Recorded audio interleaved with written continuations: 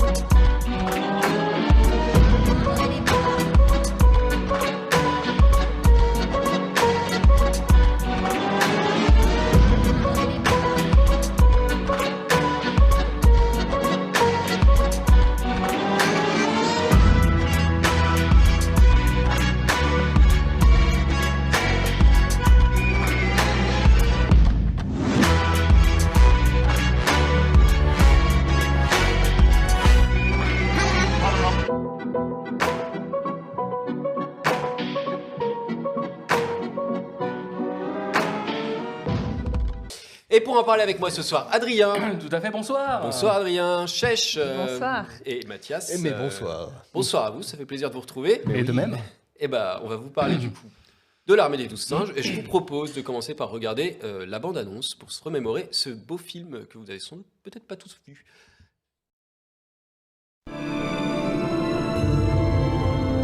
Vous êtes un excellent observateur, Gaulle. Mais nous avons un nouveau programme de réinsertion vraiment différent.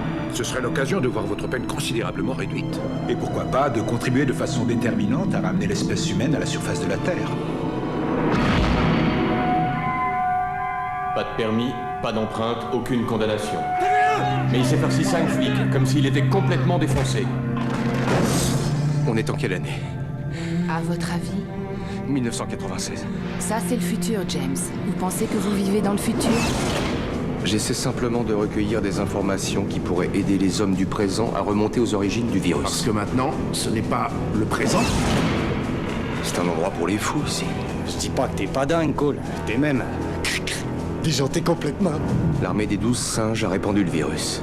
Des singes. Il vivait dans un univers fantasmatique très sophistiqué qui a commencé à se désintégrer. Vous vous êtes accoutumé à ce monde agonisant?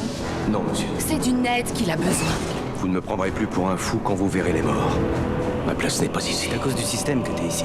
Je sais des choses que vous ne savez pas. Oui, mon garçon. Vous êtes trop pédadé. Vous êtes sûr de ce que vous dites? La science n'est pas une science exacte. La balle que vous avez dans la jambe date de la guerre de 14, James. Comment expliquez-vous ça? Je ne sais pas. Vous êtes une psychiatre confirmée. Vous devez savoir faire la part du vrai et du faux. Vous m'avez dit que vous pouviez m'expliquer mon délire. Vous comprenez pas que j'essaie? On ne doit rien savoir du futur. Je peux t'aider à t'évader. Vous ne pouvez pas leur échapper. Ça n'est même pas la peine d'essayer. Nous sommes tous des singes. Si le virus se répand, on devra vivre sous terre. Nous vous surveillons. Je veux juste remplir ma mission pour qu'on redevienne maître sur Terre.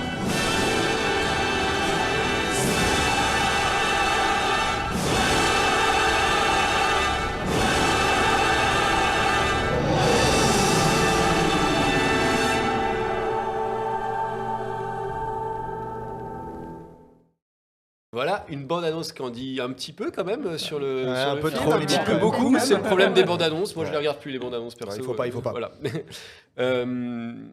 Alors, moi, on avait parlé de dire le pitch du film. On parle d'abord peut-être du rapport au film. Est-ce que, alors, qui veut commencer? Donc, c'est Chèche qui a choisi le film ce soir. Donc, du coup, je pense que c'est Merci, normal que Chef. ce soit elle qui commence. C'est toi qui commences Ok. par nous dire pourquoi tu as choisi ce film Pourquoi et ton rapport à ce film. Ouais. Ça marche. Donc, je sais pas vraiment quand j'ai vu ce film. Je me rappelle pas vraiment, ça date. Je sais que j'ai vraiment adoré. Je me souviens vraiment de l'impression qu'il m'avait laissée. Je l'avais trouvé terriblement triste et romantique à la fois. L'histoire qui raconte tout, déjà, m'avait beaucoup plu. L'atmosphère qui règne dans ce film est étrange. On est entre folie, réalité, au point de ne plus savoir vraiment où on en est. Et j'avais adoré ça. La mise en scène m'avait scotché, avec l'image forte de cette grande chaise où quand Bruce Willis, le personnage de Bruce Willis est mis sur la chaise et où ça monte comme sur ça. la jaquette. Qui est sur la jaquette de d'ailleurs. première. Et l'ambiance apocalyptique, et puis les acteurs, je les trouve géniaux dans ce film. Et voilà, j'ai vraiment adoré ce film. Je l'ai revu pour l'émission avec Donc grand plaisir. tu l'avais déjà vu plusieurs fois? Oui, ou... plusieurs fois. Ouais, j'avais, quand même. ouais, C'est ouais. pas un truc, c'était pas un lointain souvenir. Ouais, je m'en souvenais quand même encore bien, mais de le revoir, j'ai encore adoré, quoi. Ok. Ouais. Merci, Chèche. Adrien. Eh ben, la première fois que j'ai vu ce film, c'est un choix que j'avais fait pour une raison qui est très très drôle, c'est que à l'époque, je suis toujours très très fan de Bruce Willis, et du coup pour moi, Bruce Willis, ça voulait dire film d'action, explosion, kiffance totale, etc. Et du coup, à un moment donné, j'ai vu qu'il y avait ce film L'Armée des 12 singes. J'en avais jamais entendu parler. J'étais dans un vidéoclub à l'époque, et du coup j'ai loué ce film. Et quand je l'ai regardé et que j'ai vu que c'était pas du tout un film de bourrin, d'action, tout ça, au début j'étais déçu. Et après je me suis fait prendre par l'atmosphère du film et l'histoire du film. Et encore aujourd'hui, c'est un film qui m'a marqué, mais très fortement. Surtout la fin m'a marqué. Tu l'as vu, t'avais quel âge? Donc tu l'as vu au cinéma? Non, pas du tout, parce je que l'ai loué 94, dans un vidéoclub. Dans un oui. vidéoclub, donc ça veut dire que j'étais pas si âgé que ça, parce que les vidéoclubs, ça commence à faire un moment. Oui. Je pense que je devais avoir, je sais pas, j'avais ma carte vidéo future, donc j'avais quoi, 13-14 ans, quelque chose comme ça. Ok. Donc j'ai dû le regarder à 13-14 ans, ouais. Et il nous m'a parles marqué. Tu nous parles d'un temps là, mon gars. Que les moins de 20 ans ne peuvent pas Wow. connaître, parce que Montmartre en ce temps-là. Moi, j'ai vu passer un truc tout à l'heure pour pas vous rajeunir. Je pars hors sujet 2 secondes. La prélogie Star Wars, Ouais. elle a l'âge qu'avait la prélogie originale quand la prélogie Star Wars est sortie. Hein, attends. Waouh, Refais. ça va C'est très une bien histoire de avec temps, l'Armée je vous des laisse 12 réfléchir singes. là-dessus. Ouais. Voilà. Voilà. En Ok. gros, elle a 20 ans. Elle a 20 ans, comme voilà. Ouais, ok. Ça rajeunit pas. Non, ça On est rajeunit d'accord. Non, c'est Pour clair. revenir Ah oui. sur La le prélogie, fait que ouais, c'est ça. Ouais, Ouais. c'est pas mal. Prélogie à 20 ans. Et le Seigneur des Anneaux, ça a 20 ans aussi. aussi. Peut-être qu'on en parlera un de ces jours. Bon. Ouais, C'est bon pour toi? c'est tout bon Ouais. pour moi. Voilà. Mathias? Alors, moi, ce film, je l'ai découvert, je crois, par hasard. Je suis, moi, comme Adrien, fan, mais de Terry Gilliam. Ah oui, ok. Et alors, c'est fou parce T'as que vu d'autres de ces films? eh ben, du je coup, suis ouais. fan. Alors, j'ai vu les films des Monty Python qu'il a réalisé avec brio, que j'aimais beaucoup. Et je suis surtout, je dis fan de Terry Gilliam, mais parce que j'ai surtout vu un film, parce que Terry Gilliam, c'était mon film de Noël. C'était Les Aventures du Baron de Munchausen, que je Je vais en regardais parler. à chaque Ok. Noël, qui est une masterclass. Tu vas en Mm. parler et je suis mais en joie. J'en remercie Chèche. J'en remercie Chèche. Remercie Merci, Chèche. j'aurais dit. Yeah. On dit chouche perchi à Chèche. Touche merci à Chèche. Merci Chèche d'avoir choisi ce film parce que je l'ai revu vraiment avec un grand plaisir. Vraiment, c'était super chouette. Je l'ai vu, je pense, tard. J'ai dû le voir dans l'époque où j'ai vu Fight Club, etc. Ouais.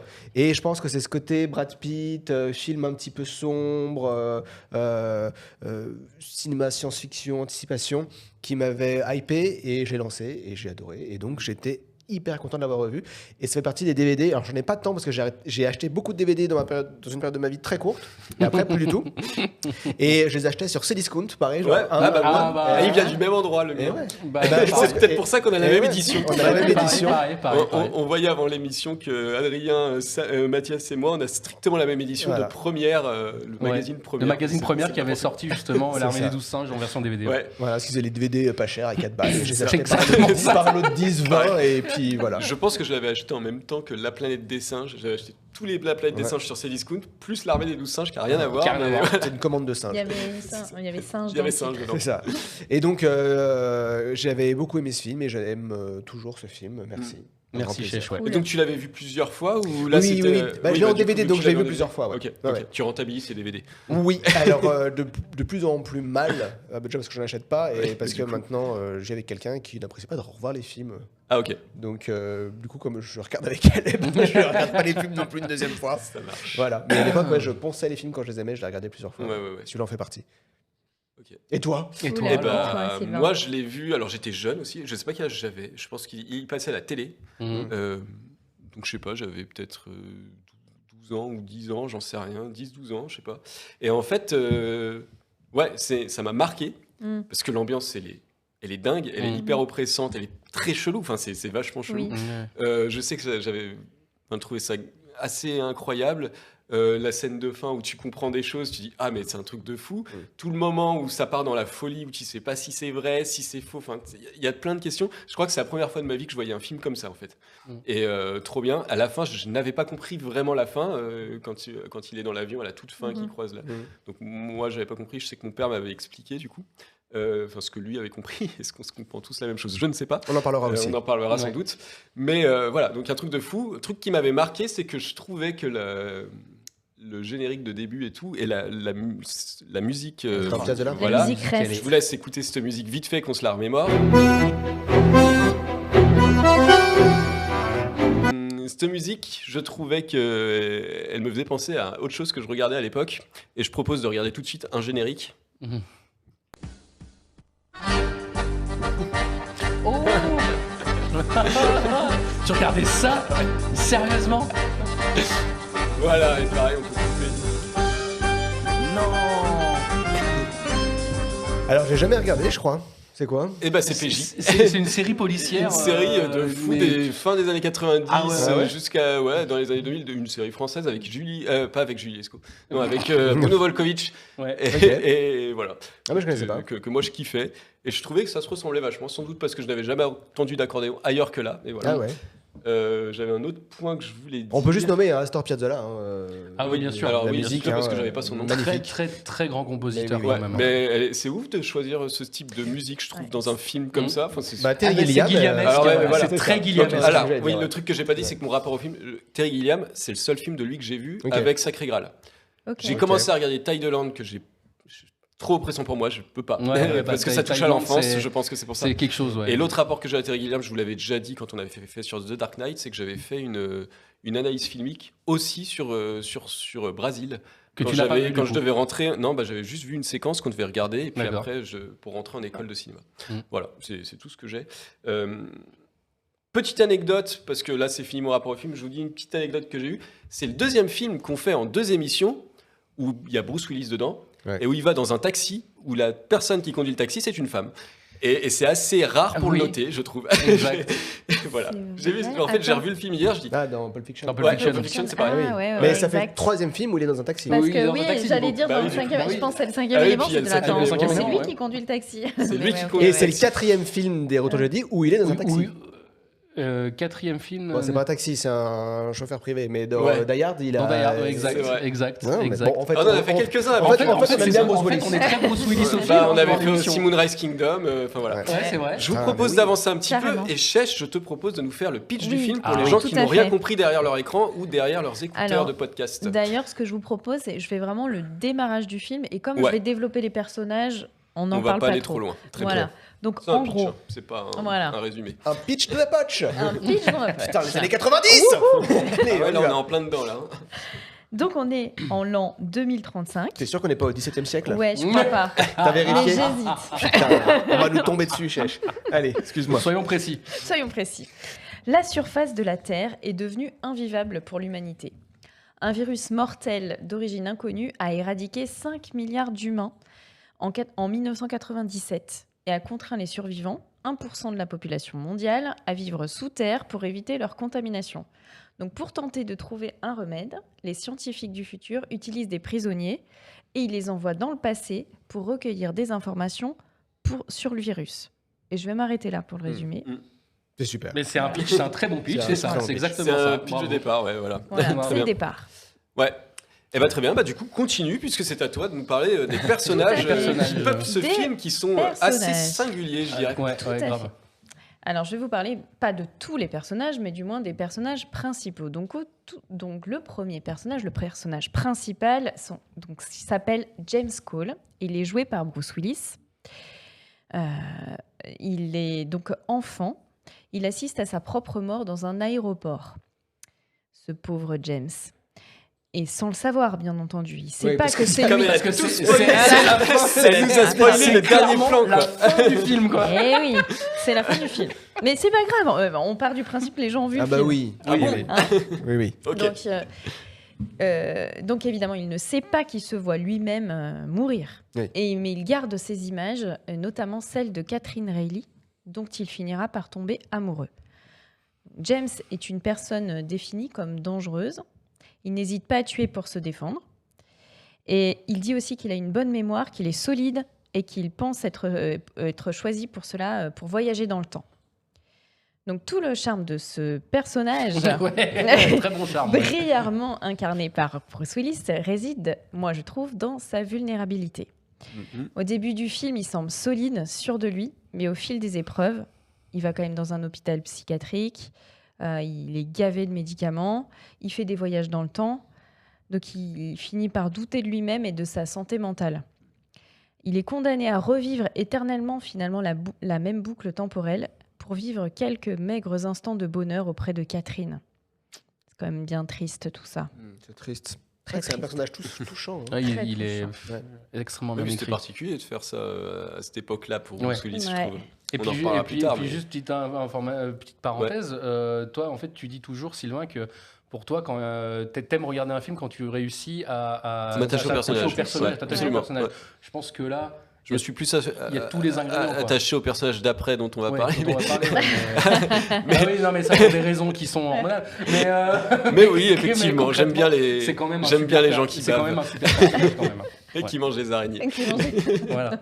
Il est quand même chouette. Non, mais oui, les personnages sont attachants, je suis d'accord avec toi. Donc le personnage suivant, c'est le docteur Catherine Reilly, jouée par Madeleine Stowe. Et oui, là on s'attache. Et là, Sylvain est très attaché à ce personnage. Donc, effectivement, c'est un personnage rassurant. Elle est bienveillante, patiente. Elle accorde du temps à Cole et elle essaye de l'aider. Moi, je trouve que ce personnage il semble un peu hors du monde dans lequel elle vit. Parce que on a l'impression qu'à Philadelphie, le monde s'écroule en fait. Tout ce qui est le décor, les bâtiments tombent en ruine, les gens vivent nombreux dans la rue, il y en a même qui font des saltos sur des matelas, j'ai vu ça là. Je crois que c'est la vraie vie à Philadelphie. hein. C'est un peu peut-être, le je sais problème. pas. En tout cas, elle traverse un peu ça, comme si c'était normal, et à la fois elle a ce petit côté un peu bourgeois, elle vit un peu dans une sphère de psychiatre où elle donne des conférences. Elle semble solide, compétente. Et Elle même face à ses pairs, elle est toujours un peu prise à part. Oui, alors oui, après, oui, elle subit Même un face peu aux filles, Elle subit elle subit du sexisme, clairement, dans sa ouais, profession clairement. aussi. Mais elle est courageuse, elle est vraiment sûre de ce qu'elle fait. Et même quand elle se fait enlever et malmener par Cole, elle a à la fois peur et à la fois, elle est quand même assez confiante suffisamment en elle, et peut-être en lui aussi, je sais pas trop. Mais dès le début, on sent qu'elle s'attache à Cole, en tout cas. Un petit syndrome de Il y Stockholm. a de quand même, l'intrigue. hein. Un petit syndrome de Stockholm, Oui. quand même. Et on sent qu'il la laisse pas indifférente, quand même.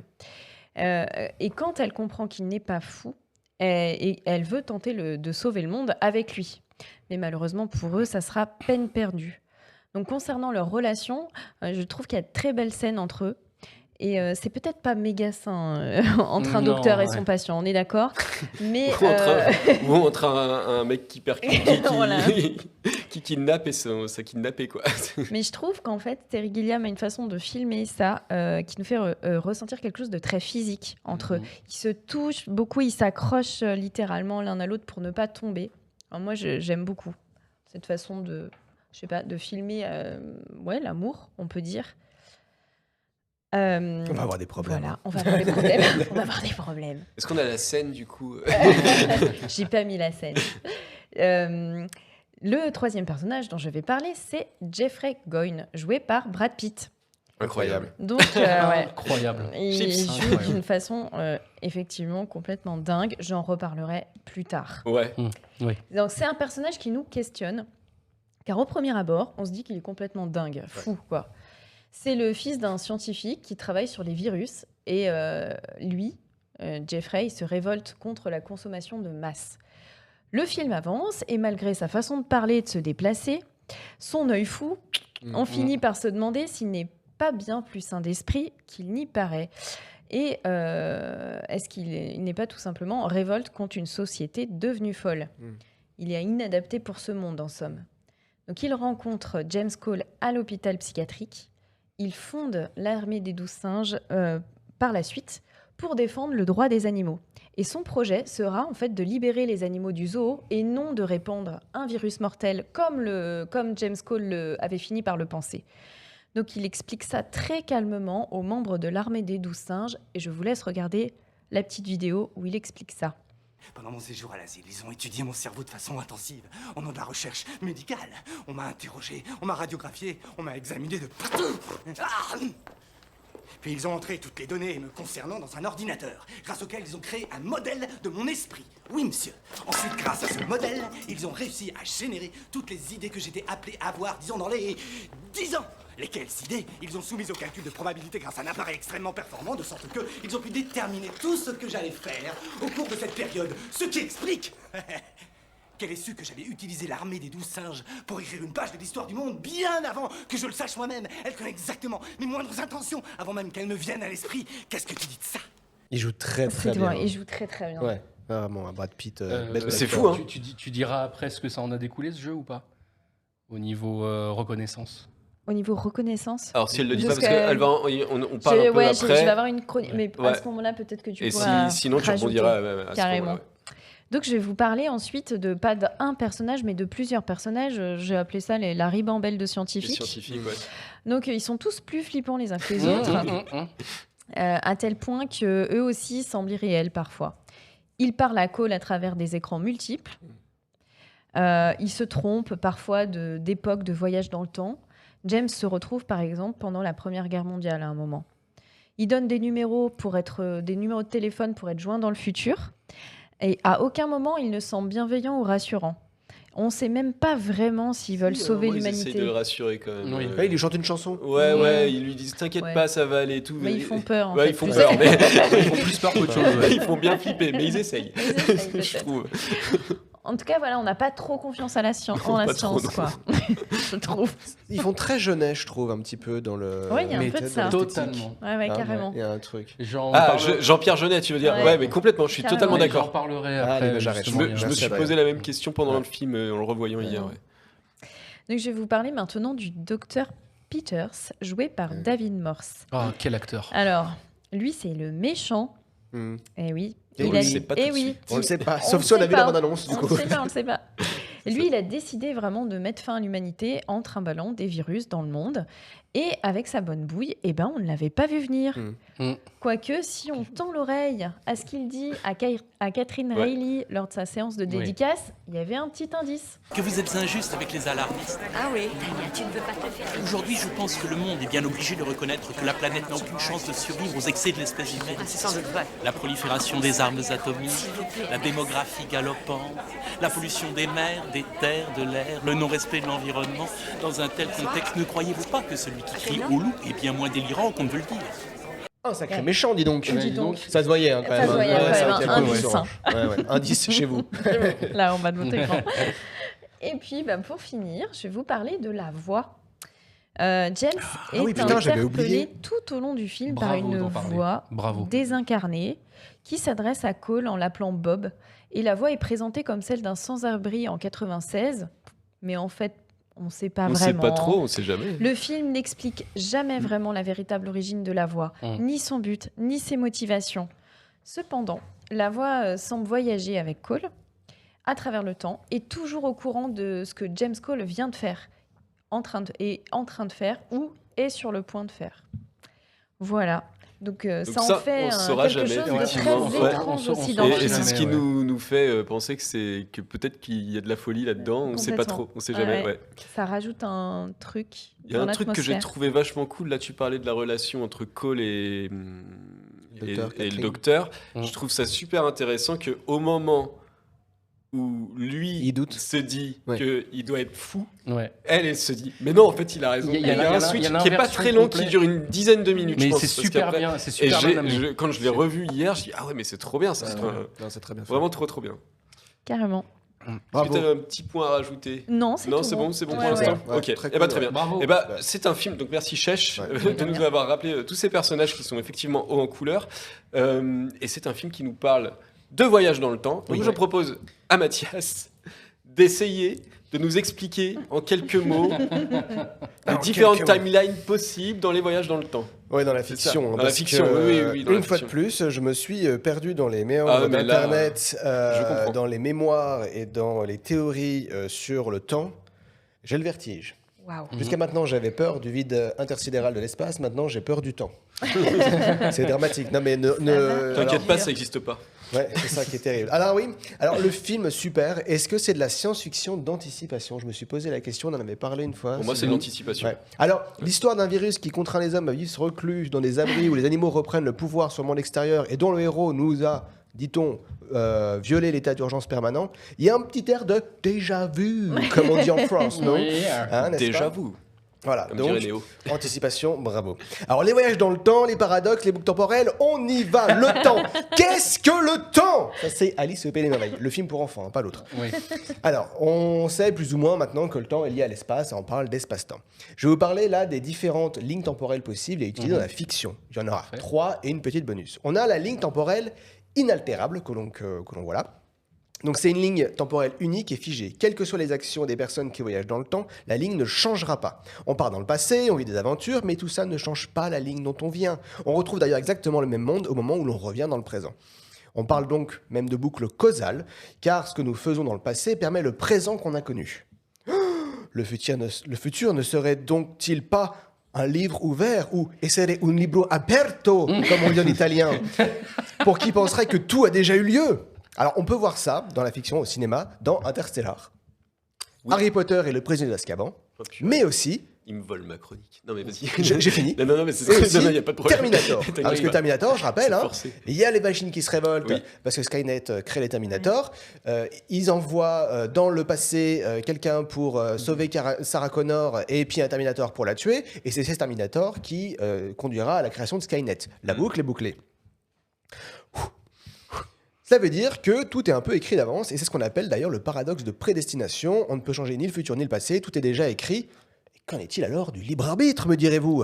Et là, on voit déjà poindre un petit peu les paradoxes temporels. On a le paradoxe du grand-père, qui est le plus connu. Hein. Alors, car si par inadvertance ou tenere parejo de la cabeza, comme on dit en espagnol, on tue son grand-père dans le passé, eh ben, comment c'est qu'on fait pour naître et tuer notre grand-père? Paradoxe. On a également un autre paradoxe dans Retour vers le futur 1, par exemple, avec la musique de Johnny B. Goode que Marty joue dans le passé et qui est faite écouter à Chuck Berry et qui la composera par la suite. Question, c'est le paradoxe de l'écrivain.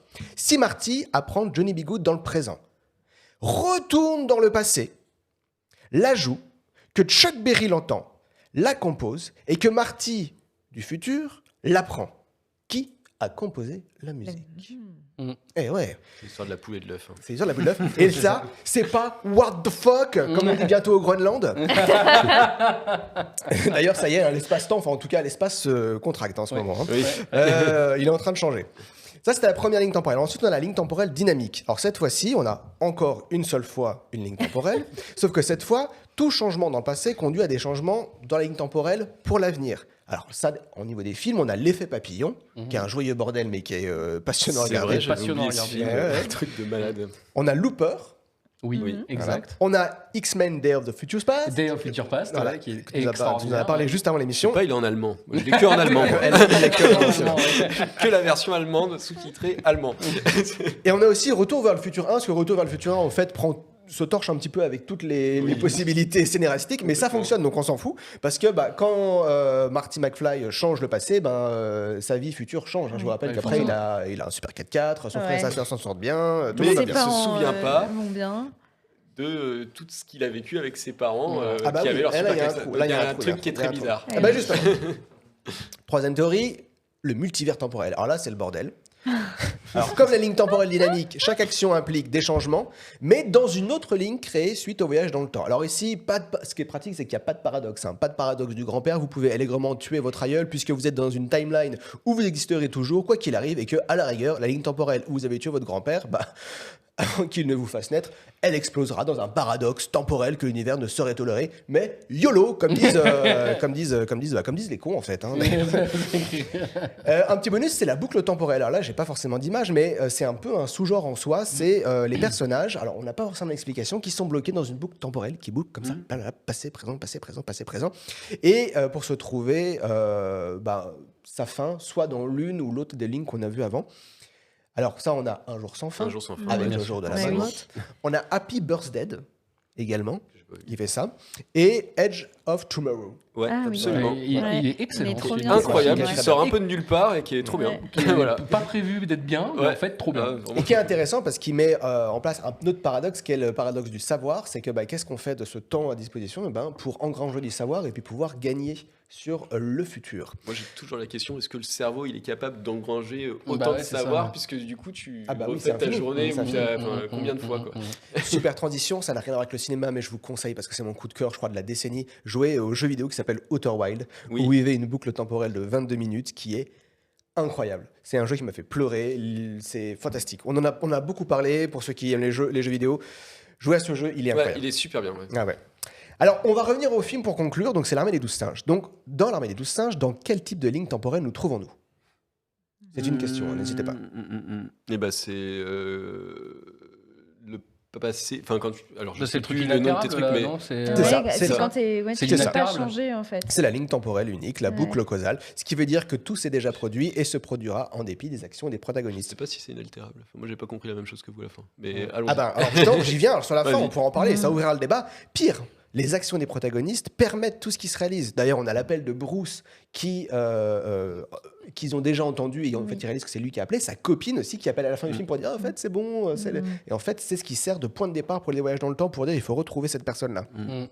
Bruce se voit mourir adulte lorsqu'il est petit. Et c'est bien Bruce Willis, venant du futur, qui souffle l'idée dans un premier temps à Brad Pitt, qui ensuite va en parler à son père, qui va en parler à quelqu'un d'autre, du virus qui décimera la population. Ce qui mène à ma deuxième question. Qui est le méchant dans le film ? On vient de le dire, c'est Bruce Willis. Mais non. Alors, on l'a pas dit. C'est le temps. C'est le scientifique fou, c'est le twist. Et on a pensé pendant tout le film que c'était l'armée des 12 singes qui était méchante et qu'il fallait trouver. Mais non, c'est le scientifique fou depuis le début. Mon Dieu. Et là, on se dit, oh là, le film est dingue. Et là, double twist. En fait, non, le vrai méchant, c'est le groupe d'experts du futur. Je suis désolé. Alors qu'ils sont crédités comme le botaniste, le zoologiste, géologiste, l'astrophysicienne, l'ingénieur et le microbiologiste, car si tout est déjà arrivé et que toutes les tentatives de James Cole et Catherine Reilly ne font que renforcer l'inéluctable, ça veut dire que les scientifiques ont toujours su d'où venait le virus. Et donc, qu'ils ne cherchent pas à modifier cette version de la réalité, Bruce mort adulte depuis le début, je sais les. Vous avez vu le pistolet qu'il lui donne là pour aller tuer un mec en plein aéroport ? C'est clairement, il faut qu'il se fasse attraper et qu'il se fasse tuer. Mais pour moi, la scientifique à la fin, alors, elle a le même âge que dans des années plus tard. Bah oui, donc, pour moi, c'est.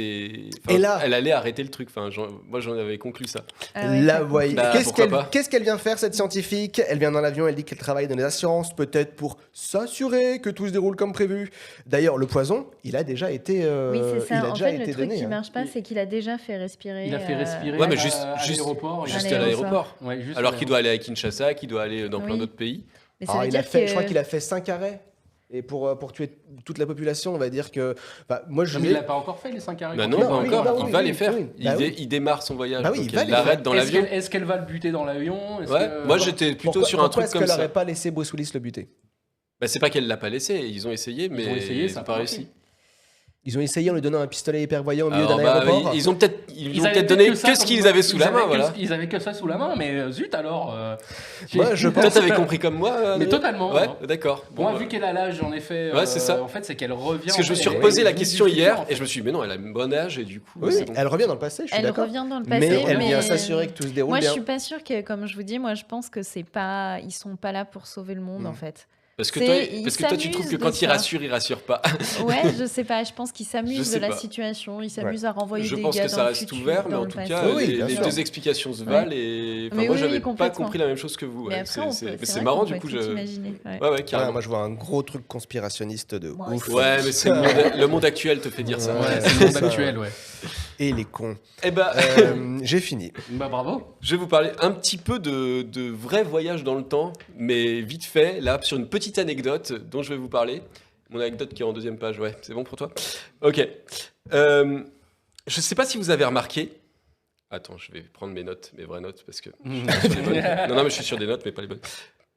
Je sais pas si vous saviez, mais le groupe Muse, avant 1994, il s'appelait Rocket Baby Dolls. Vous voyez ce que c'est Muse? Oui, bien sûr. C'est Muse, ouais. d'accord. La date du tournage de l'Armée des 12 singes, c'est 1994. Il sort fin 94, je crois. Je suis plus sûr des dates. Vous vérifierez par vous, mais en tout cas, c'est cette année-là. En France, il sort c'est début Muse, ça, 95. C'est Muse. En France, il sort début 95. Ouais, en France, mais dans le monde, je Mais crois que dans le monde, c'est c'est fin 94. 94. Voilà. Avant, les sorties n'étaient pas mondiales. Si vous regardez à 1 heure du film, à 1h,0000, vous avez déjà regardé à ce moment-là? Non. Allez-y, on va mettre cette image. Ah. À 1 heure du film, vous verrez que Bruce Willis retire des affiches accrochées sur un Ça, je mur l'ai pour vu, découvrir ça. un Ouais. tag de l'Armée des 12 singes, et les affiches sont celles d'un groupe appelé Muse. Muse. Oui. Et ben justement, je me suis dit, ah, putain, le groupe Ouais. Muse. Eh ben, ils n'existaient pas encore. Bah Rocket Baby Dolls change son nom en Muse en 1995. Ok. Parce que, selon lui, le nom Muse, ça faisait bien sur une affiche. D'accord. Ça va plus loin que ça. La police qui est utilisée dans les affiches est Frutiger, comme la police utilisée. Ah bah oui, du coup, l'image d'après. Pardon. Pause. Vas-y Anne-Laure, ouais, du coup. Pause.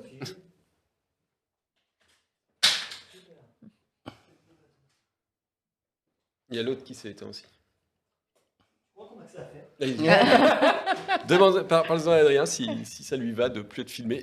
Moi, ça me va. Parce que franchement, je suis pas très. Ok, on reprend. Non, attends. La typo. Ouais. La typo. La pito.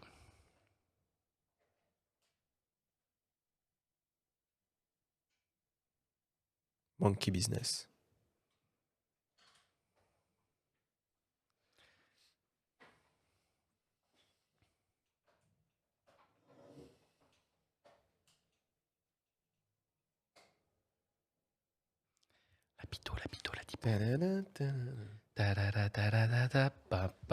Ok, c'est bon pour vous? Et ça va plus loin que ça. Je sais pas si vous avez vu, mais du coup, la typo là, qui est sur la police, eh ben, c'est la typo Frutiger. La typo. Je vais reprendre. Je suis désolé, du coup, ça va perturber. Alors, et ça va plus loin que ça. Je sais pas si vous avez remarqué, mais sur les affiches, la police qui est utilisée, c'est une police qui s'appelle Frutiger. Et c'est la police qui est utilisée dans le logo de Muse, le groupe qu'on connaît aujourd'hui. C'est strictement la même police. Et donc, parce qu'ils l'ont vu sur l'affiche. Eh ben, je sais pas. Mais en tout cas, ça va plus loin que ça. En 1998, le groupe sort son premier EP. Voilà, EP. Et regardez la jaquette. Est-ce que vous trouvez pas que ça ressemble un petit peu à l'affiche qu'on a vue avant, si on peut la remettre là? Ouais, c'est vrai. Hop. Ouais. Ah carrément. ouais. Et voilà. Carrément. C'est juste la petite anecdote. C'est Donc, super, et c'est soit- une super anecdote. Hein. Alors ça, je suis content parce que c'est moi qui l'ai vu. Voilà, donc je sais pas si Muse a voyagé dans le temps, si voilà. En plus c'est à Baltimore, et alors que eux ils étaient pas du tout là. Voilà, donc incroyable. Incroyable. Voilà, je trouve ça ouf. franchement, Je trouve ça ouf. Tant fan de C'était Muse, je suis super content d'avoir entendu Et je cette suis anecdote. content qu'Adrien n'avait pas cette anecdote Non, dans bah sa ouais. besace, lui Non, qui, dans ma qui a besace, sa besace bien qui- chargée, ouais, voilà. bien chargée d'anecdotes. Oui, bien sûr. Je vous propose à passer sur 3 questions sûres. Et sur quoi? Sur l'armée des 42 grenouilles. Très Oula. fort. Très fort. Ouais, j'ai fait simple, j'ai fait l'armée des 12 singes. J'avais pas beaucoup de temps pour préparer cette fois-ci. Ça tombe bien, on a vu Rapport le au film. fait que la dernière émission a été tournée il y a pas si longtemps. Il y a 2 semaines. Alors, j'en profite pour faire mon rapport au film. Ouais. Voilà, Ouais. mon rapport au film, c'est que j'ai découvert ce film un peu sur le tard, genre il y a 2 semaines. Et donc, tu sais pas du tout à quoi t'attendre quand on te dit va, regarde l'armée des 12 singes. Tu penses que ça peut être un remake de La planète des singes, Oui. un film altermondialiste sur la lutte des classes, Oui. ou encore une nouvelle version de Gorille dans la brume versus Bruce Willis. Bah, j'étais quand même vachement loin du compte. Mais le film fait quand même souvent allusion aux singes. Alors parfois on en voit. Et puis, je sais pas si vous vous rappelez, mais dans l'asile, là, il y a un film qui est diffusé. Oui. Film des Marx Brothers. Et ce film s'appelle Monnaie de singe. Et la question qui va s'afficher très très bientôt, c'est que veut dire l'expression payer en monnaie de singe? Purée, je savais. Moi, je sais. Et je sais plus. Eh ben, tu peux répondre si tu sais. C'est une arnaque, c'est une embrouille. Exact. En fait, payer en monnaie de singe, c'est payer avec une monnaie qui vaut rien, voire ne pas payer, voire carrément escroquer son créancier. Alors ça, oui, je savais, mais Alors, l'origine, c'est... L'origine, ça remonte au Moyen-Âge. En fait, les jongleurs qui possédaient un singe pouvaient passer un péage sans le payer s'ils montraient un tour avec leur singe. Ah, c'est rigolo. Donc c'était payé en monnaie de singe. Trop fort. C'est ça que je savais pas. Comme si on avait en apprend tous les jours dans cette émission. Ça hein, vaut quand un même, peu. Et comme si le film avait essayé d'arnaquer le personnage principal en lui faisant croire qu'il arriverait à changer le futur. Parce qu'en fait, c'est un complot. Alors je vous propose de passer directement à la deuxième question. Ah ouais, mais ouais, bah. Eh ben, À quoi vous fait penser cette image? perso au guignol. Au Alors, guignol de l'info. Ah ouais. Carrément. Clairement, Carrément. les gars, Carrément. l'info. Ah Mais ouais, moi, ça me fait carrément. aussi penser à du Jeunet. Hein. Oui, aussi. Ouais. Je vois clairement du Jeunet. Mais il y a un truc avec le fait qu'il y a. Alors, putain, il y a l'œil de la. C'est pas l'œil de Kathleen en bas à gauche, là, d'ailleurs? Peut-être. Non, c'est pas juste des parties des scientifiques. Moi, j'en sais rien. Oui, c'est les yeux, les mains des scientifiques. Ouais. Ok. Est-ce que d'autres, ça vous fait penser à d'autres choses? C'est une question qui est complètement gratuite. À Quand je l'étoile dis de la les- mort. quand je dis les guignols de l'info, c'est pour ceux qui l'ont pas, hein, c'est ça faisait une sorte de planète comme ça, avec plein de avec télé. des têtes, des machins Ouais, qui ouais, sortaient ouais. comme ça, et ça ressemblait un peu à ça. Moi, ça me fait aussi penser à la boule sphérique d'entraînement dans Star Wars. Ça me fait Ou penser au aussi Big Deal. Au Big Deal, ouais. ouais. À la À la- sphère de sphère. À la géode, Ouais. l'étoile de la mort. Vous avez grandi un peu dans les années 90 Ouais, 2000. ça, c'est nous. Avec BG, la ouais. Sphère aussi. Sphère, film de fou aussi. Ouais. Ouais, bah moi, ça m'a ramené à quelque chose de beaucoup plus récent. Ça m'a fait penser à l'ancêtre de la visioconférence. ouais. Ça m'a ramené vachement au Covid et au fait que tout passe par Zoom, quoi. C'est vrai. Alors que t'as les mecs qui sont juste à côté de toi, puis en fait t'es obligé de te connecter dans ton bureau avec ta C'est vrai, visio, ça etc. m'arrive souvent au boulot. Ça aurait été trop rigolo qu'il y ait un petit écran avec quelqu'un en slip, tu sais. Et ce qui est complètement fou, je trouve, c'est que en fait, l'une des thématiques du film, c'est d'essayer d'opposer la communication directe, plutôt ce qu'on voit dans le passé, avec la communication à travers la technologie qu'on voit dans le futur. Oui. Et je trouve que finalement, bah, il le fait vachement bien. Rien qu'avec ce plan là qui revient plusieurs fois, on voit des yeux, des mains, mais on voit d'autres parties du corps des scientifiques à d'autres moments. Ouais, Alors je vous propose de passer directement à la question suivante. De quel film s'inspire l'Armée des 12 singes? Est-ce que Ah, vous la savez De la jetée de jetée. Chris Est-ce que Marker. Adrien, tu peux nous en dire un peu plus sur qu'est-ce que c'est que La Jetée? Alors La Jetée, c'est un film révolutionnaire, je trouve, donc de Chris Marker, qui est sorti dans les années 60-62. 62. Ouais, l'âge de naissance de ma 62. maman. Alors en plus, merci en tout cas à Sylvain, parce qu'on l'a regardé ensemble, les Grenouilles, on l'a regardé ensemble il y a 15 jours. Et c'est un film, en fait, le pitch du film, c'est un peu la même chose, en fait. Hein. C'est exactement, même d'ailleurs, la même chose. C'est le point de départ. La Terre est inhabitable, des scientifiques qui sont retranchés là pour le coup dans les sous-sols de Paris, du coup, renvoie justement une personne dans le temps. Mais alors là, c'est fait un petit peu plus de manière onirique, c'est-à-dire que c'est surtout par la pensée, par les rêves, etc. Mais en fait, c'est exactement le même but du film. Il se voit mourir, on le sait à la fin. Et il y a une particularité de ce film, qui était un court-métrage de Chris Marker, c'est que c'est Une en fait vingtaine de minutes, ouais. d'une vingtaine de minutes. En fait, c'est un film en photo. C'est un roman photo. C'est un roman photo. En fait, clairement. Il a vraiment divisé quand on l'a regardé avec les Grenouilles. Moi, personnellement, je trouve que c'est un film d'une modernité dingue. Et moi, il m'a marqué, il m'a mis un gros coup de bambou.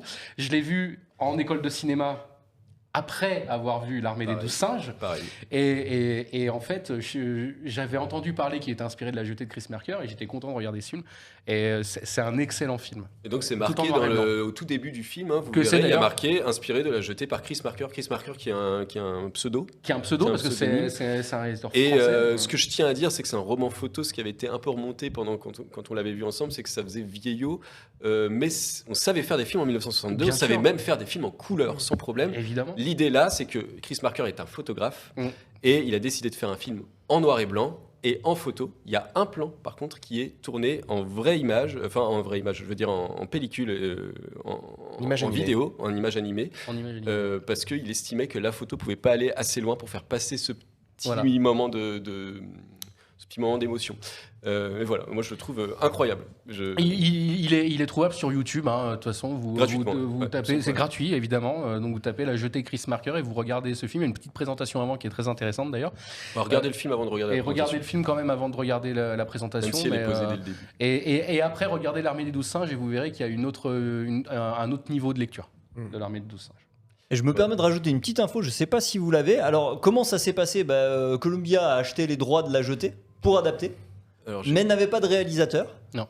Et Terry Gilliam a choisi de réaliser sans regarder le film La Jetée. C'est Exactement. ça. Il n'avait pas vu le film. Il n'a pas vu le film. Ouais. Et je le trouve quand même très similaire. Alors c'est sans doute à cause du scénario, mais ça se finit pareil à un aéroport. Enfin voilà. C'est Ah pas ouais, un non, mais il y a aéroport, vraiment la c'est- même c'est chose. très, Et puis, et puis, mais même les scientifiques, je trouve que c'est assez approchant de comment les scientifiques dans la jetée. Tout ce qui se passe dans sont le faits. souterrain et tout, sous Paris ou sous Philadelphie, là, pour le coup, Philadelphie, ouais. et ben c'est C'est exactement la même chose, imagerie, ouais. ouais. Carrément. C'est assez dingue.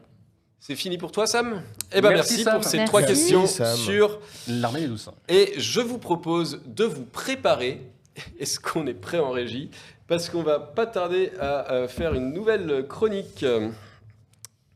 Je vais vous parler des moyens de transport pour aller voyager dans le temps. Impeccable. Alors. Au cinéma. Ah. Vous êtes prêts? Allons-y. Ouais. Au cinéma. Alors on y va.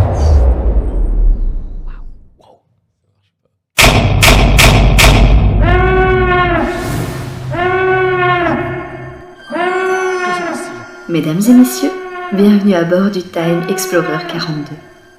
Quelques mesures de précaution à prendre lors de ce voyage, au-delà de la vitesse de la lumière. Veuillez attacher vos ceintures et ne rien laisser dépasser de l'habitacle. Vous risqueriez une désintégration de vos membres supérieurs et inférieurs ou un vieillissement précoce de ces derniers. Pour votre sécurité, nous vous rappelons que toute interaction avec les événements historiques pourrait entraîner des paradoxes irréversibles et vous transporter dans une ligne temporelle parallèle. Merci de ne pas communiquer d'informations sur le futur, ni d'emporter d'objets anachroniques. Si vous êtes bloqué dans une boucle temporelle, gardez votre calme. Notre équipe d'agents tentera de vous ramener dans les plus brefs délais, à 10 ans près, en tenant compte de la relativité. En cas de turbulence temporelle, de petits sacs sont à votre disposition. La compagnie Explorer se dégage de toute responsabilité en cas de non-respect des consignes de sécurité. Prenez une grande inspiration, attrapez la main de votre partenaire et paniquez. Nous décollons dans 10, 9, 8, 7, 6, 5, 4, 3, 2, 1. Bon voyage.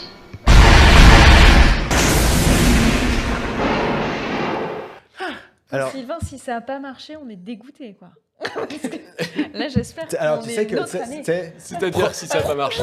Premier degré, j'ai de l'angoisse. Hein. Ouais, non, mais de ouf. Moi, je j'ai suis pas peur de bien. sortir. Moi, je suis pas bien.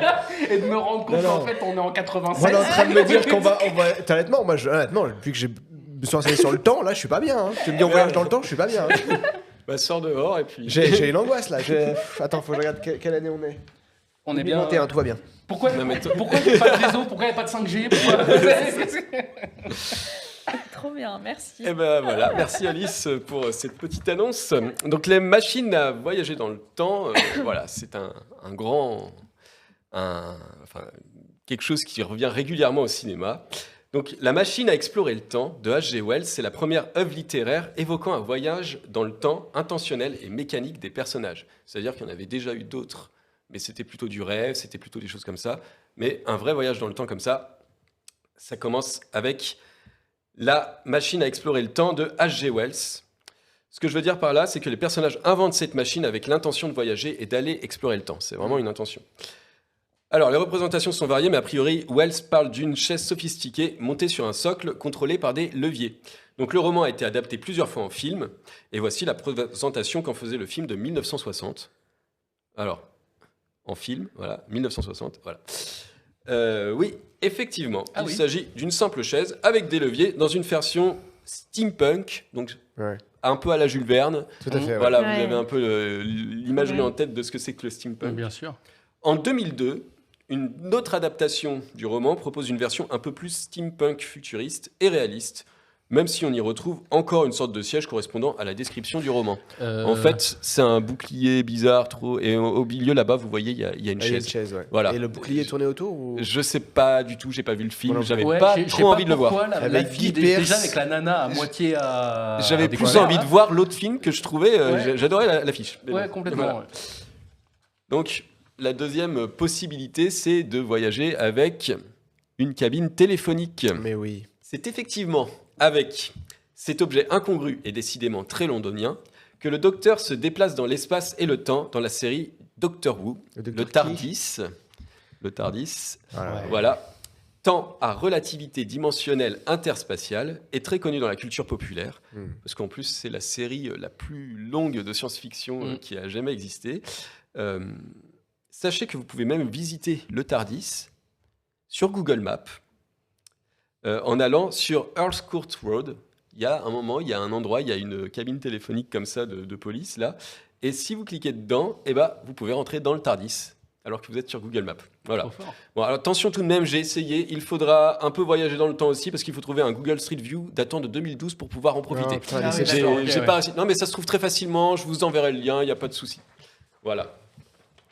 On en avait déjà parlé dans l'émission, mais dans Harry Potter, Harry et Hermione sont contraints de remonter le temps afin de sauver Buck l'hippogriffe et accessoirement Sirius Black. Ils utilisent alors un objet très encadré par le ministère de la Magie, un retourneur de temps, qu'ils donnent à une gamine de 13 ans, mais d'accord. Il s'agit d'un petit sablier que Hermione porte en pendentif. Alors choisissez le nombre de tours de sablier pour définir à quel moment vous voulez remonter dans le temps. Par contre, ni le roman ni le livre ne précisent en revanche qu'il peut aller dans le futur. C'est vrai. C'est un retourneur de temps. On l'avait ça, le retourneur de temps. D'ailleurs, il est là-bas sur l'étagère. Ouais, on l'avait, je me demandais où il était. On en avait un. Voilà, si on le retrouve, on le mettra. J'ai oublié de le ramener. Alors, cette fois, je vous propose de parler de potions magiques. Et puisqu'il s'agit de potions magiques, on va parler d'une œuvre franco-française avec Christian Clavier. Et non, je ne parle pas d'Astérix, mais bien des visiteurs, cette fois-ci, qui utilisent une potion bien dégueu pour pouvoir remonter dans le temps. En revanche, tout ne se passe pas comme prévu, et Hubert de Montmirail et son pas si fidèle Jacouille se retrouvent propulsés au XXe siècle avec les potions. Donc avec les potions, il faut toujours faire attention à ne pas trop doser. N'est-ce pas, Merlin ? C'est la fiole en une fois, c'est toujours comme ça de toute façon. Oh la vache, c'est raide! Et ça, c'est goutte. Ouais, une goutte. Une goutte de quoi? Ah merde, c'était une goutte. La potion de vivacité, saison 3, épisode 8, pour ceux qui veulent le revoir. Bravo. Changement d'ambiance radical.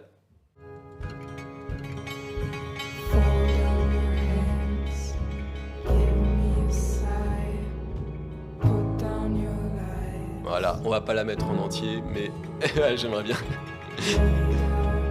C'est dark. Voilà, c'est dark. Je ne sais pas si vous avez vu cette série allemande. Excellent. Réalisée qui était sur Netflix. Voilà. Les personnages d'une petite ville se retrouvent liés par des voyages dans le temps en passant par une grotte située sous une centrale nucléaire. Donc faites attention si vous êtes passionné de spéléologie. On ne sait jamais. On ne sait jamais ce qui peut nous arriver. Je ne sais pas si tu l'as vu cette série.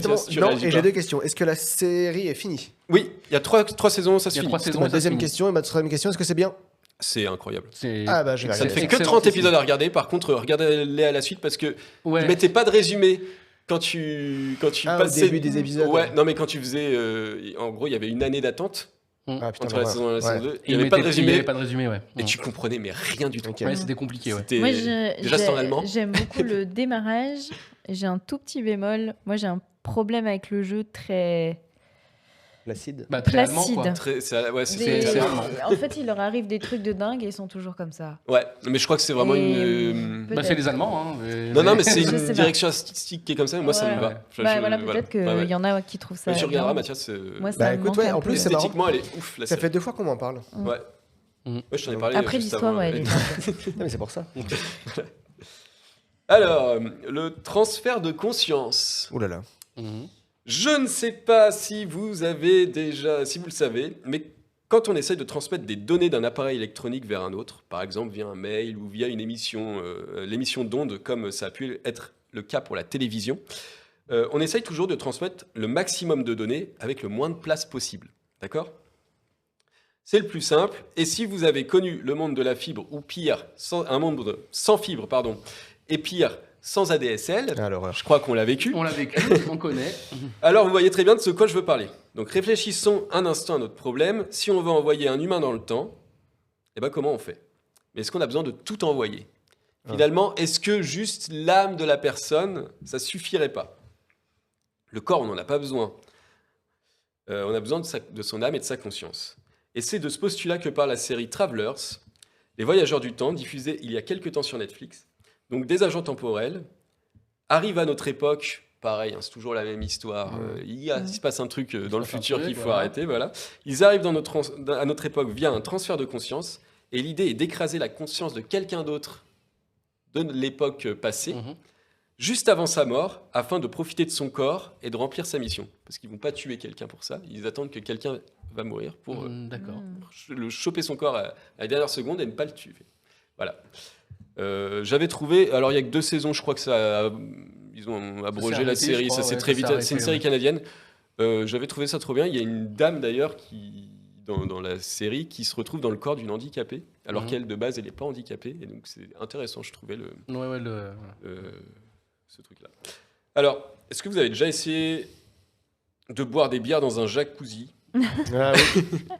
Donc voilà, un jacuzzi, des bières et une sacrée gueule de bois, c'est ce qui arrive dans le film de 2010, La machine à démonter le temps, où 3 amis sont envoyés un peu par hasard dans leur adolescence avec leur corps d'adolescent, mais avec leur pensée d'adulte. Donc à tester chez vous, mais avec précaution, comme d'hab, parce que c'est plus compliqué de revenir sur le présent. Il faut réussir à remettre le jacuzzi à la bonne température, et ainsi de suite, avoir le bon nombre de bières. Voilà. Bah, une bonne soirée. Mais bon. On peut aussi remonter le temps avec de la science approximative. Au cas où vous ne le saviez pas, la Terre est ronde. Oh merde.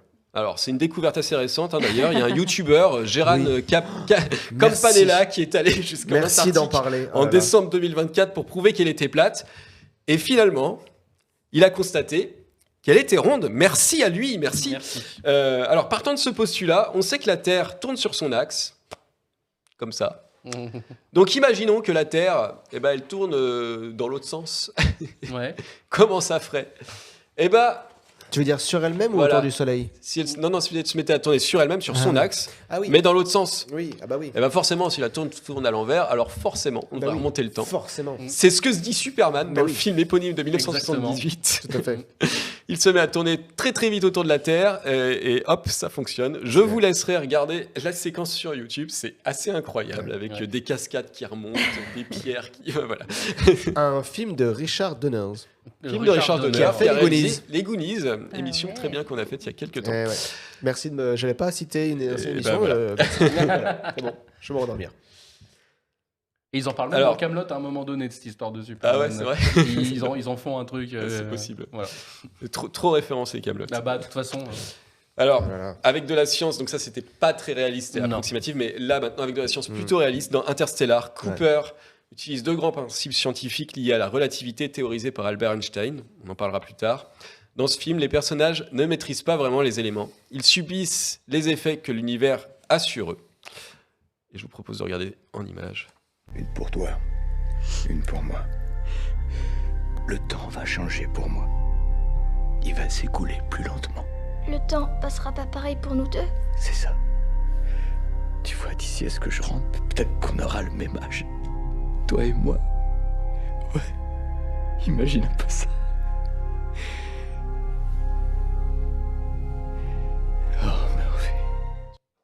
Le regard de la gamine, quelle séquence ça me fout les exceptionnelle. larmes. Ah, mais J'adore ce film, voilà. Pourquoi on ne parle pas de ça? Voilà, donc Interstellar, c'est ça. Donc Cooper ne voyage pas vraiment dans le temps en fait. Hein. Cooper ne voyage, il profite plutôt des effets de la gravité pour expérimenter un temps qui passe plus lentement et utiliser le Tesseract, c'est ce qu'on voit ici, pour interagir avec le passé. Ça se base sur des théories qui existent. Je ne vais pas rentrer là-dedans. Théorie de la relativité restreinte. Voilà, on en parle et de la vite fait singularité, après. ouais. Mais voilà. Voilà pour moi, j'ai fait un peu tous les moyens de transport possibles et imaginables, évidemment. Le voyage dans le temps a toujours fasciné le 7e art, et le 7e art s'en est vite emparé. J'aurais pu ajouter la porte des étoiles, les pierres magiques de Stonehenge, les tempêtes magnétiques, ça arrive souvent, la théorie quantique, et ainsi de suite, mais je n'ai pas... Le temps. Le temps. Putain, merci. Et la DeLorean. Ouais, parce que j'allais De dire, quoi il Et manque la un truc là quand DeLorean. même. La DeLorean. Je vois pas de quoi vous me parlez. Fous-toi de moi. La DeLorean. La DeLorean. Quoi, ce truc-là, là Eh ben évidemment, la DeLorean. Eh ben oui, le signe là, j'avais pas vu. Mais oui, la DeLorean. La DeLorean, bien sûr. On va en parler de la DeLorean, évidemment. Le moyen le plus iconique de voyager dans le temps pour tous ceux qui ont été biberonnés au film des années 80, c'est la DeLorean. Merci. La voiture est top, évolue en cours du film. En plus, après, elle peut voler. Après, elle est carrément harnachée avec des chevaux. Enfin bref, ils en font des trucs de fou. Ouais. Car quitte à choisir une voiture, autant Comment qu'elle ait de la gueule. Eh ben, C'est ce que tu voulais dire. De quoi? C'est quoi que t'as dit? J'ai pas entendu. Bref, continuons. Arrête de taper sur la table. C'est quoi que La t'as dit? voiture est top et évolue au cours du film. Et l'histoire, qui pourrait être complexe, réussit à rester très limpide grâce aux explications de Doc Brown.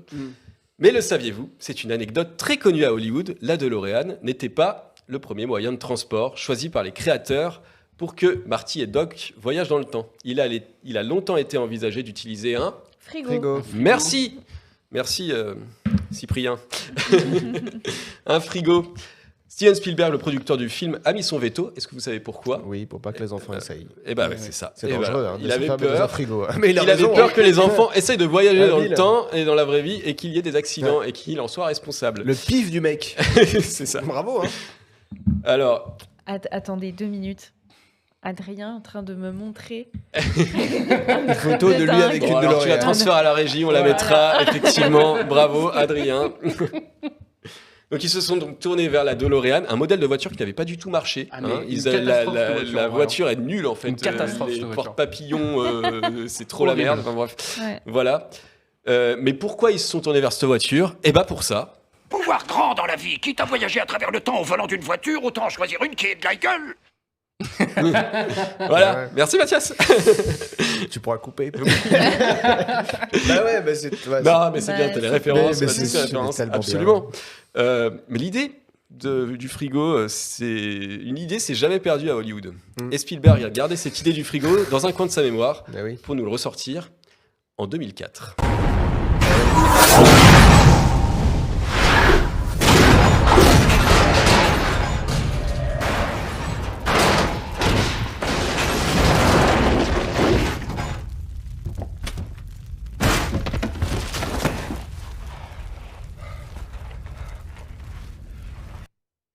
Dans Indiana Jones, c'est le. Et l'écran de cristal. Le cristal. Alors c'est marrant parce que là, il a pas voyagé dans le temps, il a voyagé dans une dimension parallèle où les films deviennent merdiques. C'est terrible. Hein. Alors, c'est étonnant, Ouais. mais cette scène, c'est pas. J'aime bien. Ah non, mais je parle pas de la scène. Non, je non, parle mais du film. cette scène, parce que tout le monde a dit oh, il va dans un frigo, il meurt pas, c'est n'importe Bah, quoi. c'est vrai qu'il aurait pu Moi, mourir. C'est toujours comme ça, les Je veux dire, c'est Indiana Indiana Jones. Jones. quoi. Oui, et puis c'est un peu- Dans le 2, il saute d'un avion. Mais c'est pas ça le problème du film. Ah, mais il y en a Non, plein mais d'autres des c'est ça, problèmes. il y a Je suis plein d'accord d'autres avec toi. Il y a plein d'autres problèmes. problèmes. Mais c'est pas Mais ça les le gens problème. revenaient là-dessus. Enfin, je me souviens à Non, l'époque, non, c'était c'est pas pas mais là-dessus les le gens, problème. les Voilà. gens. Moi, j'ai toujours été choqué par qu'ils soient choqués par Bah ça. oui, parce que mais ça c'est me Indiana choque pas. Jones. Il y a C'est plein Indiana d'autres choses Jones. qui me choquent dans le film. C'est Indiana Voilà. Jones. D'ailleurs, il n'existe pas, je crois, ce film. C'est dans une Non, non, non, dimension mais pour moi, parallèle. c'est pareil, c'est une dimension Ouais. parallèle. Bah voilà, C'est ça. c'est un des principes du temps que t'as dit. C'est un gars, il est allé dans le passé, il a dit tiens, si je faisais un film de merde avec une icône du cinéma. C'est bah, notre du coup, voilà. timeline. Voilà, on a donc voyagé dans le temps. Est-ce que vous avez vomi? Non, ça Non, va. mais moi, ça m'a créé de l'angoisse. Ça va, ça Je va. suis pas bien. Je suis pas bien. Ouais, ouais. Et alors, je suis étonné parce que tu as cité des Oui. séries sans parler de Heroes. Oui, alors Heroes, oui, j'aurais pu en parler. Mais en fait, il y a de Umbrella Academy ou de Code Quantum. Mais il y en a tellement. Code Quantum, Alors, Code mais Quantum, tellement. Code Quantum, je ne connais pas trop, je suis pas trop. Oh là là là là. Et la fin de Code Quantum, c'est la fin la plus triste de toutes les séries qui aient jamais existé. Elle est horrible, la fin de Code Quantum. Horrible. Non, il y avait l'autre. Merci. Merci. Eh ben de rien. Putain, j'ai bien Je aimé. vous propose d'avancer un petit peu. Et Adrien, Oui. On va revenir un petit peu au tu film. vas nous parler. Et avec une personne en particulier Tu du peux film. nous dire du titre de ta chronique? Alors le titre de ma chronique, c'est Terry Laguigne Gilliam. Allons-y. Alors Laguigne, donc c'est de pas avoir de chance, c'est d'avoir la Shkumun, quoi, si vous préférez. Alors Terry Vance Gilliam, donc ce charmant personnage avec cette tête un petit peu, comment dire, Humoristique, voilà. Il est né le 22 novembre 1940 à Minneapolis, dans l'état du Minnesota, et n'a pas toujours eu les faveurs du dieu du cinéma. Pourtant, tout était bien parti. Diplômé de sciences politiques, il est tout d'abord dessinateur satirique pour la revue Help. Et donc, et voilà, le genre de truc qu'il fait. Comme, voilà, là, il explique par exemple comment les anges font pour voler. Voilà. C'est bizarrement pensé à Sacré Graal. Voilà. En 3 ans, il devient rédacteur en chef adjoint de ce canard et rencontre en cette occasion John Cleese. Un membre éminent, évidemment, d'un groupe dont on va parler tout de suite après. News. Du coup, tout ça, au petit Terry Gilliam, ça lui fait un peu de moula. Et du coup, il se paye une caméra 16 mm pour commencer le tournage d'un court-métrage. Sauf qu'il finira jamais le tournage par manque de moyens, une incompatibilité d'humeur certaine avec les comédiens. Donc Shkumun 1, Gilliam 0. En 1965, le magazine Help qui l'emploie dépose le bilan. Shkumun 2, Gilliam 0. Il se recycle en animateur pour une émission de télévision en Grande-Bretagne et en 1969, Gilliam, Chapman, Idle, Cleese, Palin et Jones forment la troupe légendaire des Monty Python. Alors là, Terry Gilliam, il est où? Il prend la photo. Sur la photo. Il est tout à gauche, non? Tout à fait. C'est cet homme-là. Ok. C'est cet homme-là. Et c'est le début de 5 ans de succès fou où Gilliam officie en tant qu'acteur et dessinateur. Donc Shkumun 2, Gilliam 1. En 1975, il réalise, coécrit, joue dans le légendaire Monty Python Sacré Graal. Incroyable. Film on en avait un peu parlé dans l'émission. Qui a inspiré évidemment en grande partie la série dont tu nous as gratifié Kaamelott. évidemment d'un extrait de ma série préférée extraordinaire, Kaamelott. La même année, il réalise seul son premier long métrage qui sortira en 1977 qui s'appelle Jabberwocky.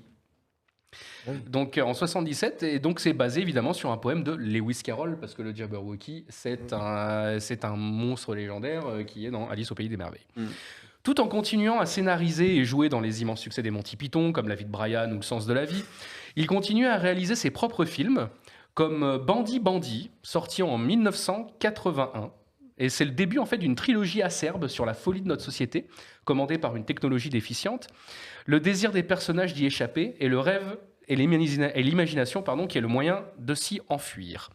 Les 2 autres films de cette trilogie sont des bijoux pour les cinéphiles. Il y a Brasil, évidemment, sorti en 1985, et, Mathias en parlait tout à l'heure, Les aventures du baron de Munchausen. Ça me fait une larme quand je vois l'affiche. Sorti en 88, ce film est une tuerie totale. Il faut regarder ce film. Je me sens complètement à la masse, je n'ai vu aucun de ces films. Il va falloir que je me mette. Munchausen, il est extraordinaire. Vrai. C'est vrai que c'est un film un petit peu de fête, quoi. Tu regardes ça.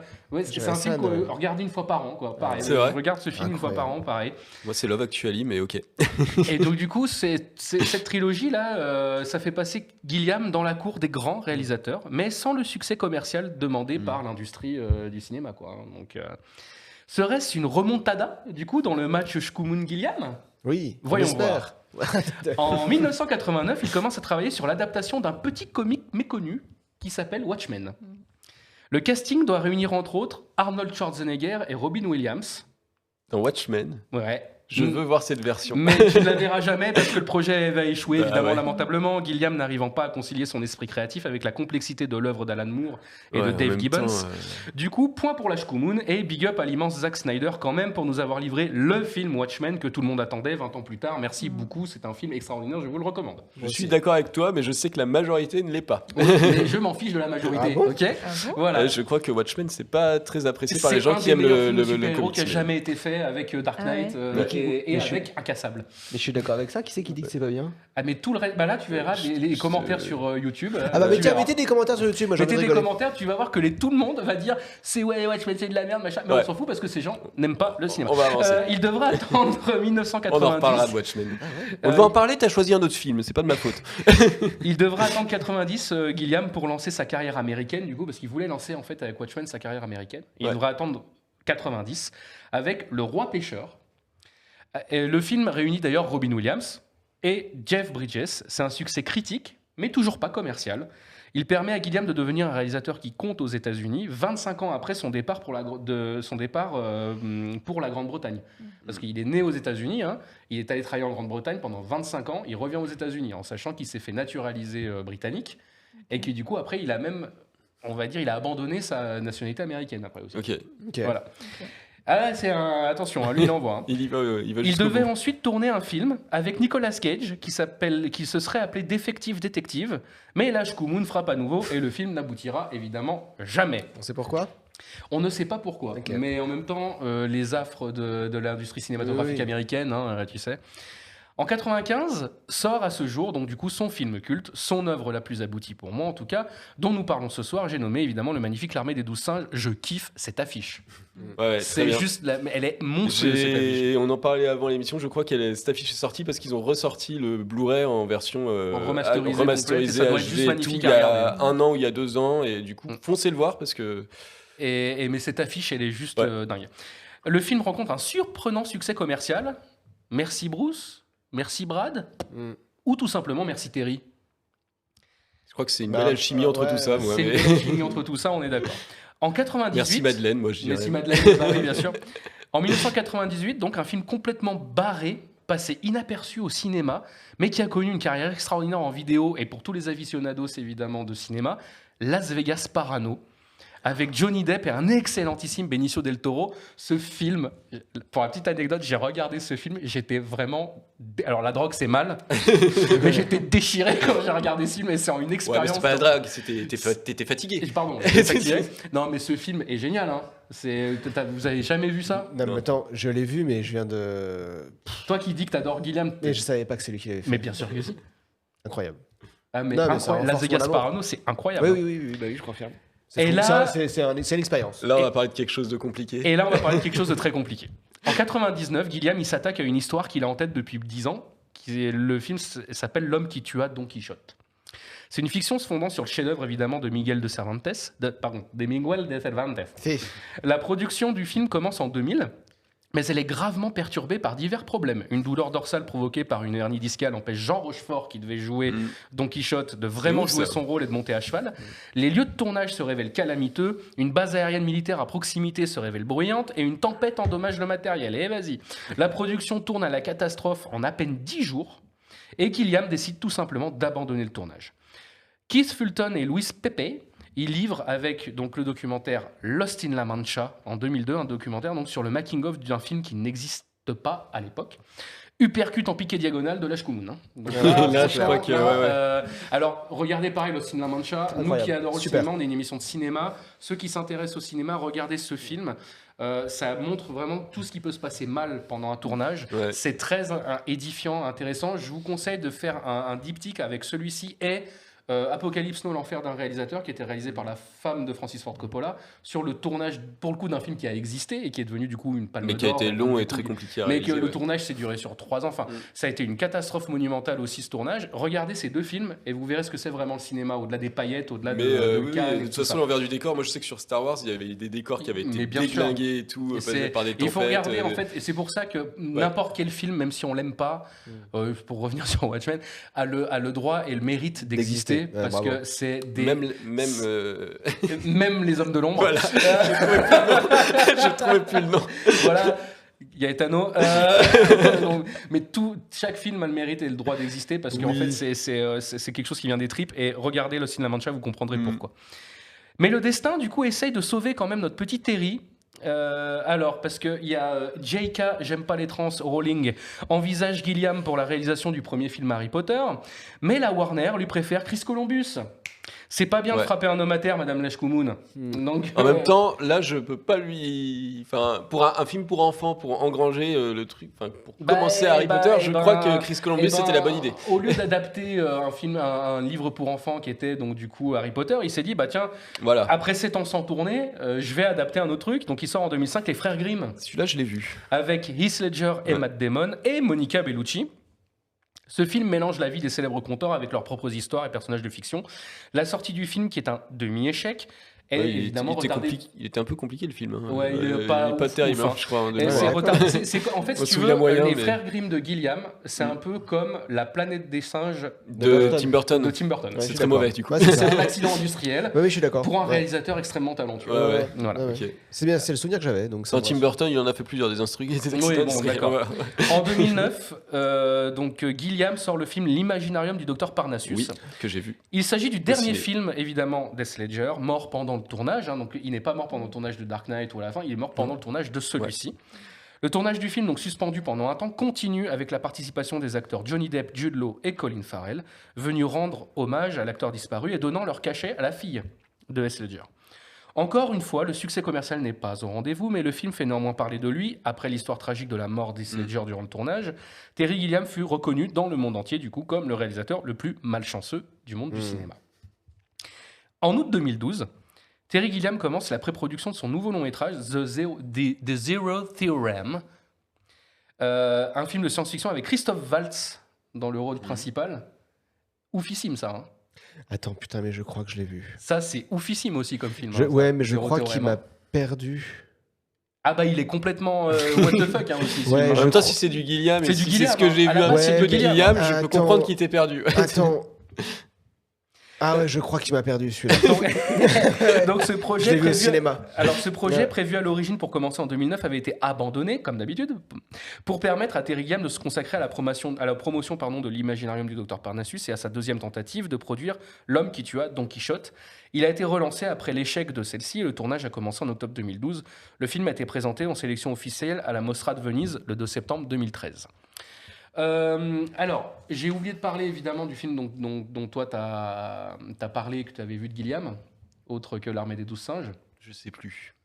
Donc, Pourtant, j'en mais- ai pas tant vu. En fait, j'en ai pas parlé parce que c'était son troisième film, c'était un truc un peu confidentiel qu'il avait film, je sais pas. sorti. Tidland. Oui, Ah oui, Tideland, ouais. Tideland, voilà. Mais bon, j'en ai pas parlé. Mais Ah, c'était un de ses premiers films. C'est son troisième pour être exact. Ah, je croyais que c'était un film des années 2000, je sais pas pourquoi, mais ok. En 2018, donc Tu du parles coup, pas plus de ça que L'homme qui tua Don ben, Quichotte. j'y arrive. Ah, deux pardon, secondes. excuse-moi. En 2018 sort L'homme qui tua Don Quichotte, Ah, voilà. d'après Cervantes, l'aboutissement de l'Arlésienne du réalisateur qui a dû faire face à plusieurs revers. On va revenir un petit peu sur Ouais. quand même les revers. Première tentative, 96 à 2001, film avec Johnny Depp, Jean Rochefort et Vanessa Paradis, parce qu'il y avait Vanessa Paradis aussi. Le projet est abandonné au bout de 15 jours de tournage à la suite de l'abandon de l'acteur principal, on l'a dit. Deuxième tentative, 2008-2010, Terry Gilliam a récupéré les droits de son scénario et prévoit de tourner ce film à nouveau au printemps 2013. Le scénario est cependant remanié et Robert Duval et Ewan McGregor remplacent Jean Rochefort et Johnny Depp. Le financement de ce film s'effondre, mi-2010. Troisième tentative, 2011-2012, Terry Gilliam émet l'envie de retenter l'aventure avec un nouveau producteur et Owen Wilson, qui remplace Ewan McGregor. En manque de financement comme d'habitude et étant sur la préparation et le tournage de The Zero Theorem, il renonce à nouveau. Quatrième tentative, 2014-2016, un nouveau projet est lancé avec John Hurt et Jack O'Connell. Le scénario, Jack O'Connell, bah tiens d'ailleurs un acteur aussi intéressant. Le scénario est une nouvelle fois remanié.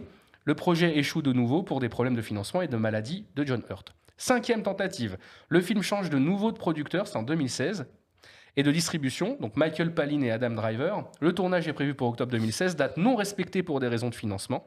Et la dernière tentative, le film est tourné en 2017. Jonathan Pryce, avec qui il a déjà travaillé sur Brasil, remplace Michael Palin dans le rôle titre, et ça donne du coup L'homme qui tua Don Quichotte, qui du coup est un film trop attendu. Trop attendu, Bah, et donc du coup forcément déceptif. Moi, je l'aurais jamais sorti. Tu vois, c'est... Mais c'est ça devait rester de la légende. De toute façon, Don Quichotte à la base c'est réputé comme Maudit. voilà, Casse-gueule, mais ouais. maudit, voilà, et puis inadaptable. Ouais. Mais du coup, bon, Gilliam l'a fait, big up à lui. Donc là, quand même, on va dire que, allez, c'est une égalité entre Gilliam et Lashku Moon. On va dire que c'est une égalité. Puis il y a plein de super trucs dedans. Enfin, Dream Diver est Tu super. l'as vu, du coup, Ouais, moi, je l'ai vu au ouais. cinéma parce Ok. que je me suis dit, il faut que j'aille voir Ah ce, ouais, ouais, ce mais Quichotte. t'es un peu, Mais un peu déceptif. Mais quoi. déceptif, ouais. Alors, Voilà. je finirai juste ma chronique. J'ai rajouté un petit truc. Il n'y a pas d'image, c'est pas grave. On avait parlé à un moment donné quand on a discuté ensemble sur YouTube, sur WhatsApp, pardon. À un moment donné, on se disait, mais quand même, à l'époque, surtout dans les années 90, au cinéma, il y avait des films à aller voir. Et L'Armée des Douze Singes est sorti en février 95 en France. Et je voulais juste vous faire une petite liste non exhaustive des films qui sont sortis en 1995. En clair, qu'est-ce qu'on pouvait aller voir en 1995 au cinéma? On aurait pu faire 94, c'était pareil. Ouais. Non, C'est un truc de mais fou. attention, vas-y. attention, hein, parce que ça vous montre aussi aujourd'hui pourquoi les gens vont plus au cinéma aussi, une histoire d'offres. Attention, en 1995, on pouvait aller voir en France Seven, Usual Suspects, Hit, L'Armée des Douze Singes forcément, Casino, Toy Story, La Haine, Une journée en enfer. On pouvait aller voir Braveheart, on pouvait aller voir Ghost in the Shell, la première version. On pouvait aller voir Sur la route de Madison, on pouvait aller voir Jumanji, on pouvait aller voir Les Trois Frères, on pouvait aller voir GoldenEye, etc., etc. On pouvait voir Deadman, Apollo 13, Pocahontas, La Cité des enfants perdus. Putain. Oui. On pouvait voir La Cérémonie de Claude Chabrol extraordinaire. On pouvait voir Before Sunrise, Les Anges déchus, Showgirls, voilà, Bad Boys. Premier du nom. Voilà, premier du nom évidemment, Casper. Oh. On pouvait aller voir Le Petit film meurtre entre cafard. amis, on pouvait aller voir Waterworld, on pouvait voir Desperado, 95, Waterworld, on pouvait forcément. voir Le Péril jeune, on pouvait voir Mort au vif, etc. Je vais arrêter là parce que est-ce que vous comprenez pourquoi aujourd'hui le cinéma, les gens ils vont pas ou râlent parce que machin, pourquoi on veut pas même. Il y a ça cette année en 2025, il y a des films comme ça au cinéma en 2025. Pourquoi est-il là? On y va. Moi, personnellement, je paye 15 balles ma place. Je m'en fous.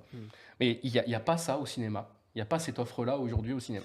C'était mon petit coup de gueule. Je sais pas. Voilà. Il y a quand même beaucoup de franchises. Moi, je crois. Alors, il y a beaucoup de franchises. Marvel a tué le cinéma, hein, on va être très clair. Hein. Là, la nouvelle annonce qu'ils ont fait pour Avengers Doomsday. N'importe quoi. Mais Voilà. ce que je veux dire, c'est qu'on a aussi aujourd'hui beaucoup de séries télé. Quand je parle de séries télé, je parle de Netflix, Oui, tout Netflix, ça. les plateformes. Les La plateformes. consommation a changé. Je ouais. pense que la consommation a changé, qu'il y a beaucoup plus d'offres. Il y a beaucoup plus de choses, mais du coup, ça se noie. Moins d'argent. Je sais Oh, pas c'est faux. s'il y a Ah, moins c'est totalement d'argent. faux. Non, non, parce qu'il y a beaucoup plus d'argent qui est mis. Non, attendez. Je parle des gens. Ah oui. Le pouvoir d'achat. Alors le pouvoir d'achat diminue parce que oui, le prix des places monte. Et puis le pouvoir d'achat des gens diminue. Oui, non, mais quand tu vois une place à 15 balles, effectivement, j'ai pas forcément envie d'aller voir un film pour 15 balles. Ah bah, avec une sélection comme ça, j'y vais tous les jours. Hein. Mais non, 15 balles, je le ferai pas. Mais voilà, en tout cas, je pense qu'il y a. J'espère que les jeunes qui vont au cinéma voir des films voient des trucs qui les marquent et qui, dans 10, 20 ans, comme nous, ils en parleront et ils diront bah, ça, c'est un film qui m'a marqué. Oui, bah, j'espère pas. aussi. Allez Voilà. au cinéma quand même. J'en ai fini. Merci beaucoup. Merci, Adrien. Putain, ça donne trop envie de revoir du Guillaume. Quoi. Moi, j'ai envie de voir Waterworld maintenant. Complètement. Mais Moi là, aussi. mais très bon, Et je me suis dit, prochaine saison, Waterworld. Petit King quand même. À Parce force que- d'en parler, Ouais, on va y arriver. Watchmen et Waterworld. On a ces prochains films de l'année prochaine. On fait l'année des C'est des W. L'année des Wa. Sauver Willy, Waterworld. Même l'année des Watts.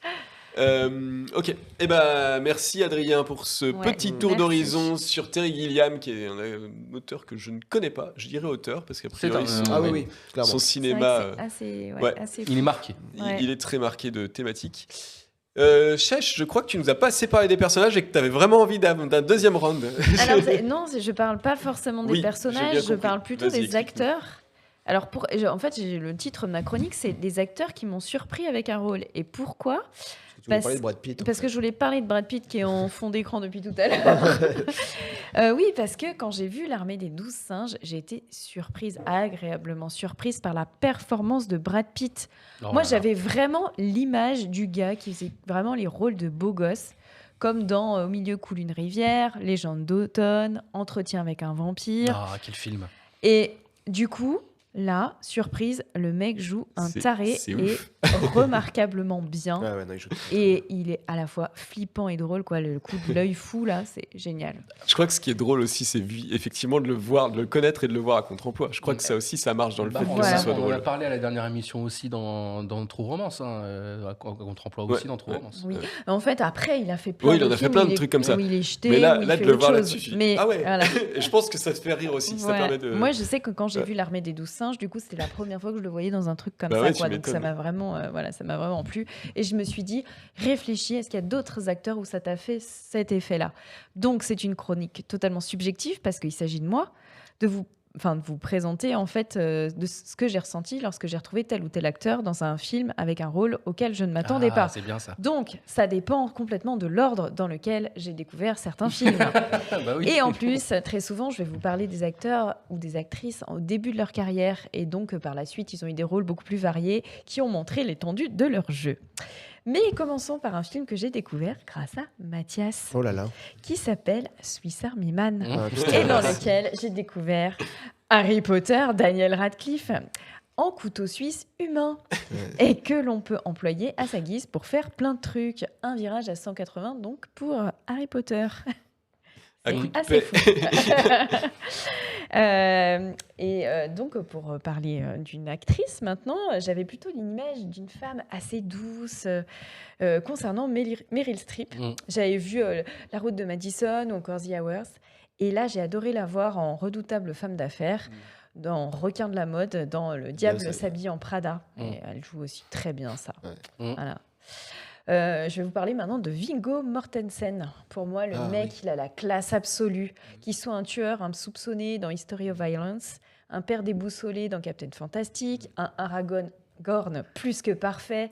Et là, dans Green Book, il joue le chauffeur d'un grand pianiste en mode gros bourrin, quoi. Il mange des pizzas entières sur son lit en sous-vêtements, en rotant, enfin ce genre de truc. Voilà, Ok. pareil. J'ai pas vu. J'ai pas vu Ah, non mais plus, il mais est je sais il est que excellent, ce l'affiche film. Il est excellent. super, franchement, il Ça est fait longtemps que je vraiment, vois l'affiche et que ça me il est donne envie. Très vraiment très à beau voir film. ce film. Très Ouais, beau ouais. film Green Book. Ouais. J'ai beaucoup aimé aussi. Jim Carrey, pour moi, c'était le mec qui faisait tout le temps des grimaces rigolotes dans The Mask de Ben Dahmer, Ace Ventura. Et j'ai adoré le voir jouer plus sérieusement et plus gravement dans The Truman Show ou après aussi Eternal Sunshine. Eternal Sunshine of the Spotless Mind. Ou Le disjoncté. nombre hein. 23. Et disjoncté, je ne l'ai toujours pas Bah vu. oui, mais c'est ça. Mais ouais. Ouais. D'être disjoncté. Mais souvent, hein. les acteurs qui sont très comiques, ils ont une capacité de. Alors il y a une de raison, il y a une palette raison pour qui ça, est hein, ouf, et ouais. ça ils les expliquent Ouais. pourquoi tous les acteurs te diront que jouer la comédie c'est 10 fois le plus plus dur. difficile que jouer le drame. C'est plus facile de faire pleurer au cinéma ou au théâtre que de faire rigoler. C'est ce qu'on dit. Jamie Lee Curtis. Ah. Donc pour moi, c'était les Halloween en fait. Et je l'ai redécouverte Il y a- récemment. il y a pas longtemps. Avec un rôle complètement dingue et génial dans Everything. Everywhere, All all at at Once. Et c'est bizarre parce que c'est les mêmes réalisateurs que Swiss Army Man. Ah, putain, on va en faire un des deux l'année prochaine, je suis désolé. Hein. Non, t'as déjà choisi deux films. Non, non, j'ai rien choisi. Mais là, je pense pas que ça puisse se raconter en fait. Il faut voir. Non, le je pense film. pas, oui. Ouais, il Mais faut rien voir que le la photo, ça parle. Quand Bah tu ouais, connais Jamie Lee mais Curtis, c'est- tu dis ah ouais. Et là, tu Ouais. te dis, le gap entre ça et True Lies, Ouais, il c'est ça, est j'allais dingue. dire, la photo dans Ouais. True Lies, mais Ouais, c'est un truc de fou. Nathalie Portman, pour moi, c'était la sage Padmé Amidala. Mais elle m'a surprise avec un rôle mi-provoque, mi-mystère dans Closer, Entre adultes et consentants. Ouais. Elle a une scène de striptease assez pas Ah, mal. Quoi. j'ai pas Je vu vous celui-là conseille. du coup. Je me serais souvenu. oh, il est pas ouf. spécial ce film, Ouais, mais, il est bizarre. mais il y a des bons moments d'acting quoi. Et pour finir, je vais aller dans la logique inverse. Si je vous dis Christian Clavier, vous me direz peut-être pas Napoléon. vous me direz peut-être pas finesse, délicatesse Jacouille. dans ses derniers films que j'ai pas trop vu d'ailleurs. C'est peut-être du délit de sale film, enfin en tout cas. Et en fait, je repense à son rôle de Katia dans oui. Le Père Noël Oui, est une ouais. ordure, qui joue Qui est un peu touchant, ouais. Qui est très touchant. super Mais oui. bien, touchant. je trouve. Il est Ouais. hyper touchant, Ouais. hyper fin, et ça aurait été complètement casse-gueule en fait dans ce genre de film. Ouais. Et je trouve qu'il le joue hyper Ouais. bien. Ouais, Voilà. ouais, De façon J'avais envie de digne. finir sur Ouais. Christian Et d'ailleurs, Clavier. on nourrit les singes. Les singes, mais tout à fait. Mais oui, on nourrit les singes. Et alors Ben oui. Les singes, j'ai pas le droit des cadeaux. Joyeux Noël, les singes. Voilà. Je veux juste rapporter une petite précision par rapport au premier que tu as dit, Brad Pitt, justement par rapport à la reconnaissance après de ses pairs. Donc en effet, oui, c'était un petit peu l'acteur à midinette, machin, qui n'avait jamais vraiment été récompensé pour un rôle, ou en tout cas, voilà. Il a quand même été nommé pour L'Armée de 12 singes. Il a été nommé à l'Oscar du meilleur acteur dans un second rôle, qu'il n'a pas eu. Mais il a été nommé. Ouais, Pourquoi il c'est l'a pas peut-être eu à partir de ce moment-là. Pourquoi il l'a pas Toi, eu qui c'est qui l'a eu à ce moment-là? Denzel Washington, Pourquoi? Philadelphia. Autre chose. Ça marche pas. Non, après, en fait, je crois. Non, peut-être qu'il était nommé. Faudra vérifier si les gens pouvaient vérifier après, derrière, peut-être en commentaire, parce que peut-être que là, pour le coup, j'admets que je peux peut-être dire une bêtise. Mais je crois. Sachant qu'il fait toute tête. Tu déçois un petit peu, Adrien, là. Je préfère m'exprimer en disant j'ai T'as peut-être raison. tort pour éviter que tout le monde me tombe dessus. Allez-y, mettez des commentaires. Rémi, on Mettez adore des ça. commentaires. Oui. Voilà. Dites Adrien à tort. Dites-moi que j'ai tort et dites-moi qui c'est, mais je sais plus. Mais en tout cas, c'était pas Brad Pitt. Merci Chèche pour ce rappel de Ouais, Christian c'est cool. Clavier.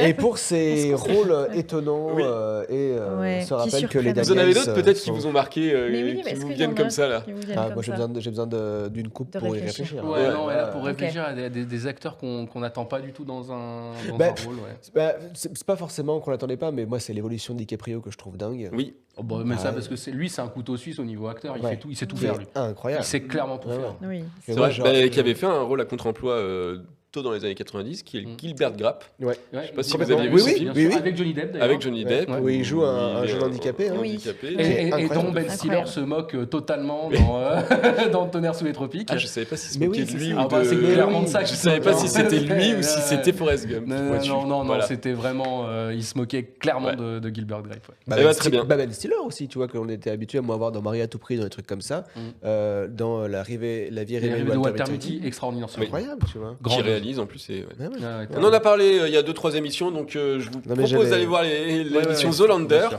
et d'avancer dans cette émission parce que Avançons. le temps, Tout à fait. il faut y aller. Le temps, mais il n'y a pas de Et temps. imaginons Ouais. si on voyageait dans le temps en vrai. Je vais encore pas être bien. Allez, on y Alors, retourne. est-ce qu'il est vraiment possible de voyager dans le temps? Les scientifiques s'y penchent depuis des décennies et plusieurs théories s'entrecroisent.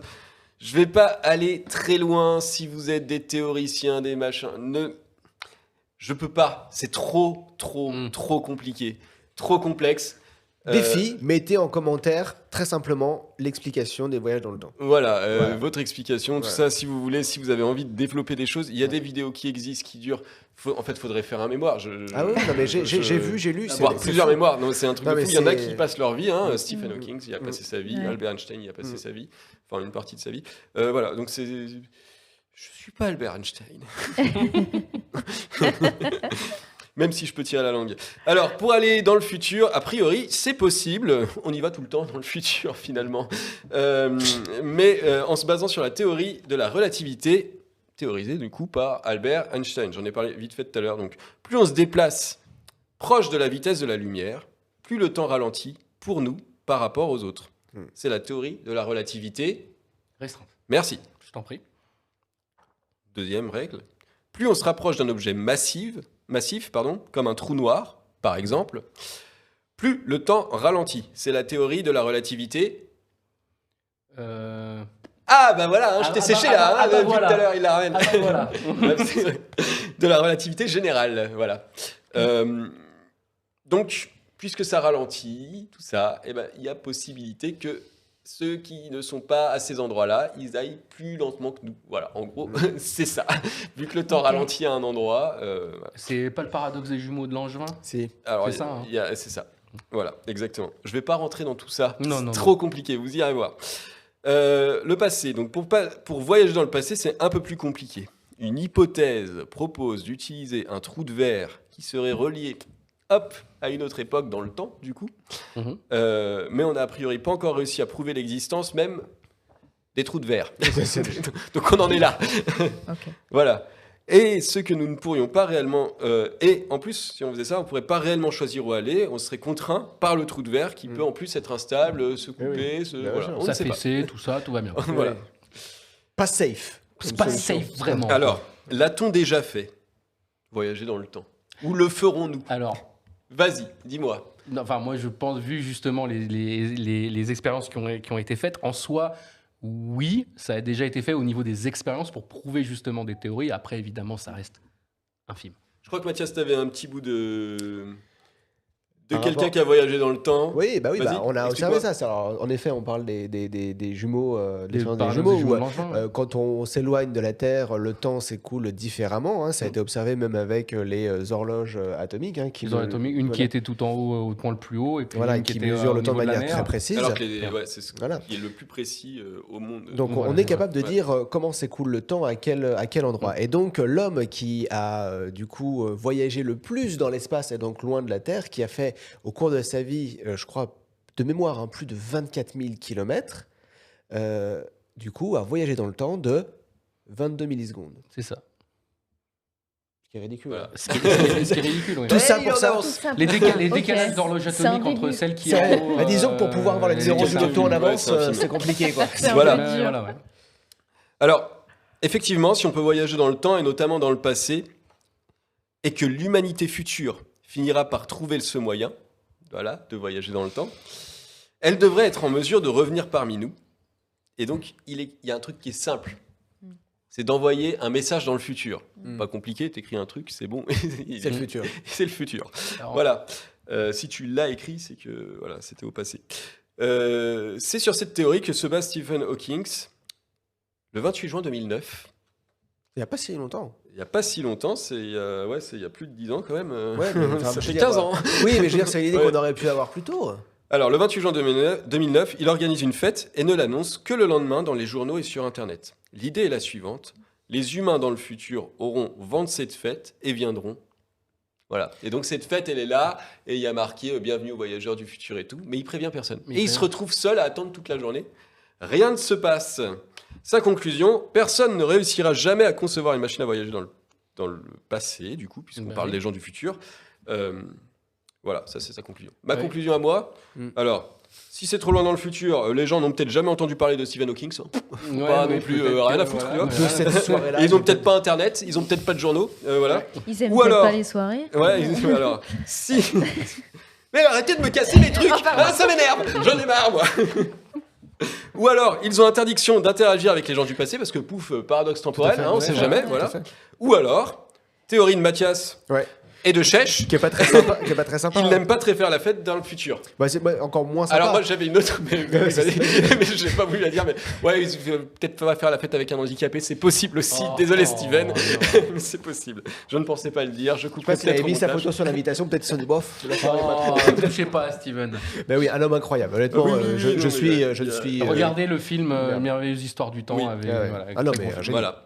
Donc pour moi, son expérience, elle prouve rien perso. Mais bon, c'est... je sais pas. Non, mais ça a été salué par la communauté scientifique. Après, voilà, Ouais. bien sûr, ça ne permet pas de dire. de manière Alors, le ferme. principe de causalité.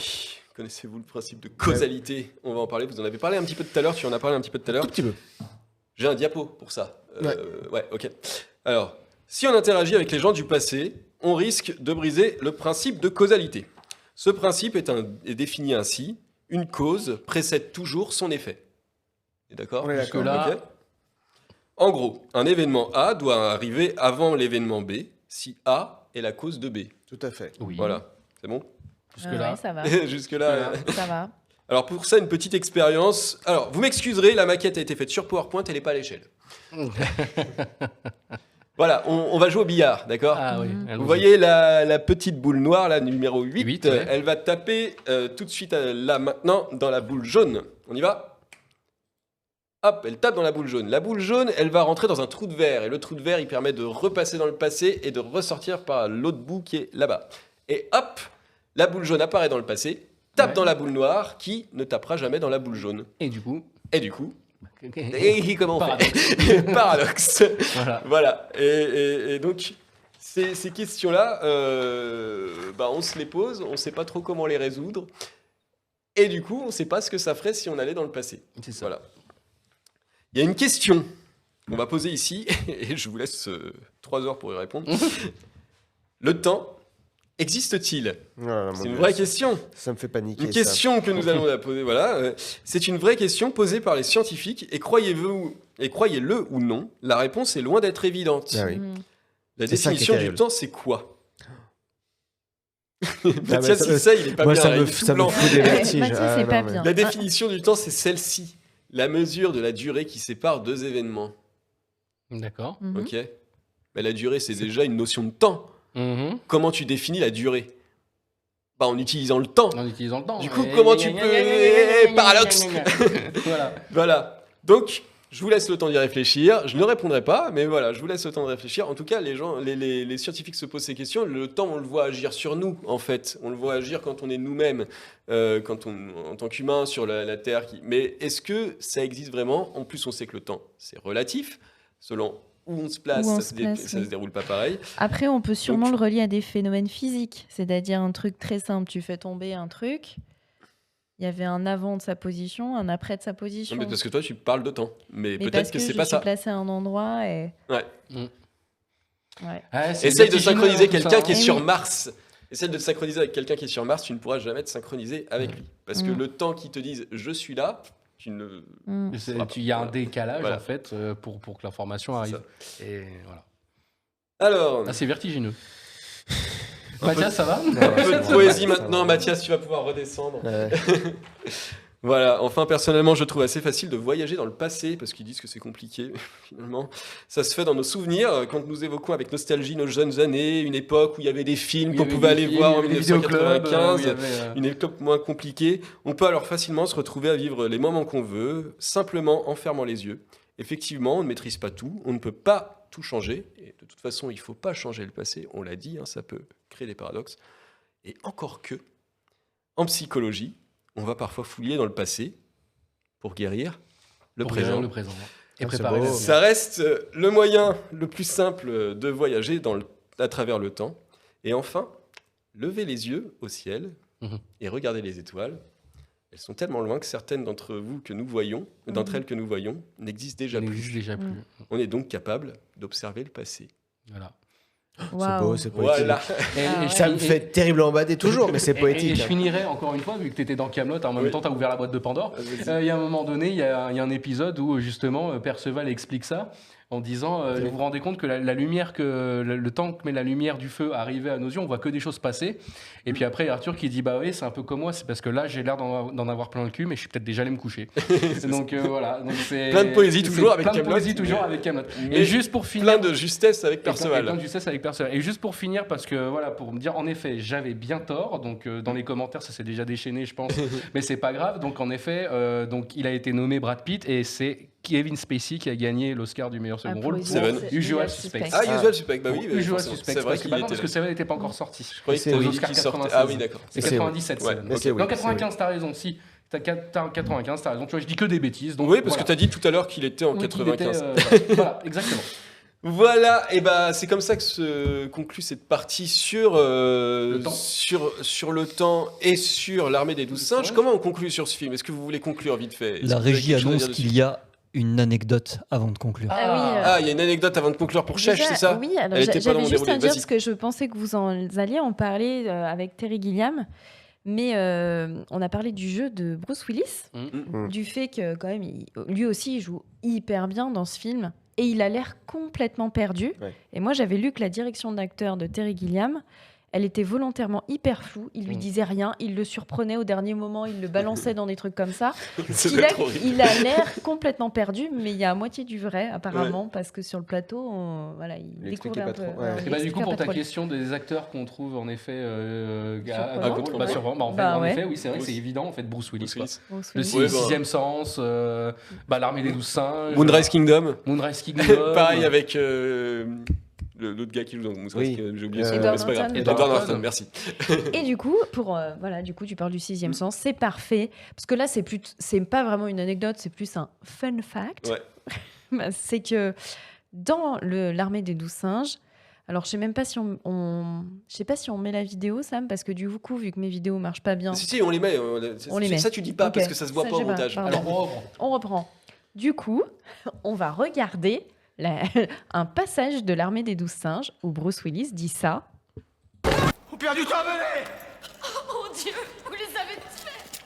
De toute façon, je vois que des morts. Venez! De toute façon, je vois que des morts. Je vois que des morts. Et du coup, c'est rigolo parce que son personnage s'appelle James Cole. Cole, le nom du petit garçon du Sixième Sens. Et il dit, je vois que des morts là dans l'armée des 12 singes. Et le petit garçon dit, je vois des gens qui sont morts. Voilà. Petit fun fact, c'est sympa. Voilà. Et dans l'armée des singes, c'est en référence au fait qu'il est que au milieu de gens qui vont mourir tout de suite. Bah oui. Exactement. C'est ça. Ouais. Ouais, petit fun fact, effectivement. Merci Chèche. Mais de rien. Autre chose pour conclure ce film? C'est bon pour vous? C'était super. C'était super. extraordinaire. C'est un film chouette Trop hein, bien. qui est pas si Plus que connu que chouette. ça, je crois. Il est connu par les cinéphiles, je dirais, mais populairement, il n'est pas très connu et je trouve ça un peu dommage. C'est dommage parce qu'il est Et pourtant, c'est un comme je beau disais film. dans la chronique, c'est le succès commercial le plus ouf de Gilliam. Quoi. Mais sans Gros doute qu'il a succès marqué en commercial. 94, mais c'est pas un film il est resté dans la tête des cinéphiles, je pense. Oui, Tu vois. mais vraiment, il a fait un gros succès Ouais. commercial et c'était inattendu. Ouais. Très bien. On va passer à l'image du mois. Et je vous propose pour cette image du mois de parler de la série Adolescence. Certains d'entre vous l'ont vu, je crois. Ouais. Adrien, tu Ouais. l'as vu? Moi, je l'ai pas vu. Chèche et Mathias, Non. Quand on vous dit de regarder les séries. C'est parce qu'on a des ados à la maison, du coup. Ah oui. Ça me fait flipper. Ouais, c'est non, le quotidien. alors, c'est pas pour tout le monde, on va Non, dire, ouais, c'est mais toujours c'est comme très très bien. Donc une mini-série de Netflix, 4 épisodes tournés En plan séquence. en plan séquence. Ça, c'est beau. C'est incroyable. Ok. Donc C'est 4 ouf, épisodes c'est d'une heure ouf. tournés en plan séquence. Enfin, à la fin, ça fait un plan séquence. Je sais pas si c'est tourné en plan séquence. Ah si, c'est tourné en Ah ouais, plan. vraiment.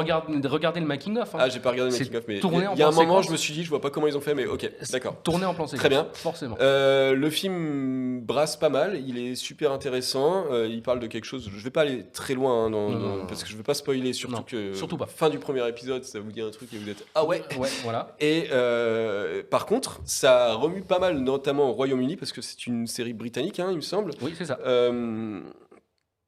Voilà, il y a le ministre, je crois que c'est. Alors, je veux pas dire de bêtises.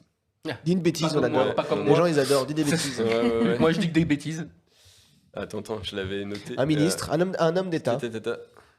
Voilà, devant le Parlement, la députée travailliste Anne-Lise Midley a demandé au Premier ministre s'il soutenait l'appel des créateurs de la mini-série à projeter Adolescence au palais de Westminster, mais aussi dans les écoles. Et le Premier ministre y réfléchit, enfin dans les lycées, ce ne serait pas dans les oui, parce écoles, que- mais parce que ça parle notamment de masculinité toxique et ainsi de suite. Ah, ok, et putain, c'est ouais, ouais. Il y super a plein de intéressant. choses.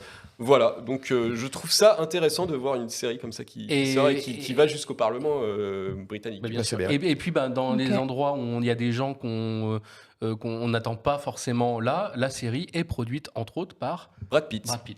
Voilà. Ah putain, mais, Ouais, ouais. Eh, mais la boucle est bouclée. Ouais, bah oui. La boucle est bouclée. La boucle est bouclée. Et il joue également donc Stephen Graham qui joue le père, donc là qu'on voit en flou devant. Ouais. Stephen Graham est un acteur pareil qu'on n'attend pas du tout à ça parce qu'il a joué d'ailleurs avec Brad Pitt dans Dans Snatch. Snatch. Rôle à contre-emploi Il fait de quoi Brad dans Pitt. Mais oui, c'est le- il fait, tu sais, le copain de- l'acolyte Ah, de celui qui Jason boit- Statham. Celui qui boit Ouais. du lait. Celui qui Ok. boit du lait. Ouais, ok. c'est ça. Donc ils ont joué ensemble en effet dans Snatch mais le Trop rôle bien. est à contre-emploi Ah oui. mais c'est une série, elle va faire date hein.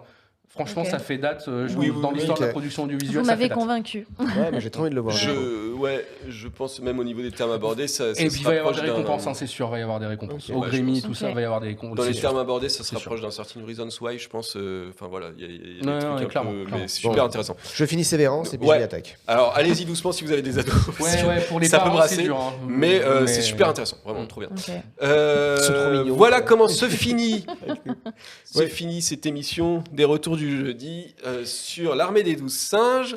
Le mois prochain, nous vous parlerons de Whiplash, réalisé par Damien Chazelle. Comme son nom ne l'indique pas, il n'est pas français. Voilà. Donc ce sera le 1er mai. Oui. Soyez Content. derrière vos écrans. Prenez soin de vous. Et puis à la prochaine fois. Salut.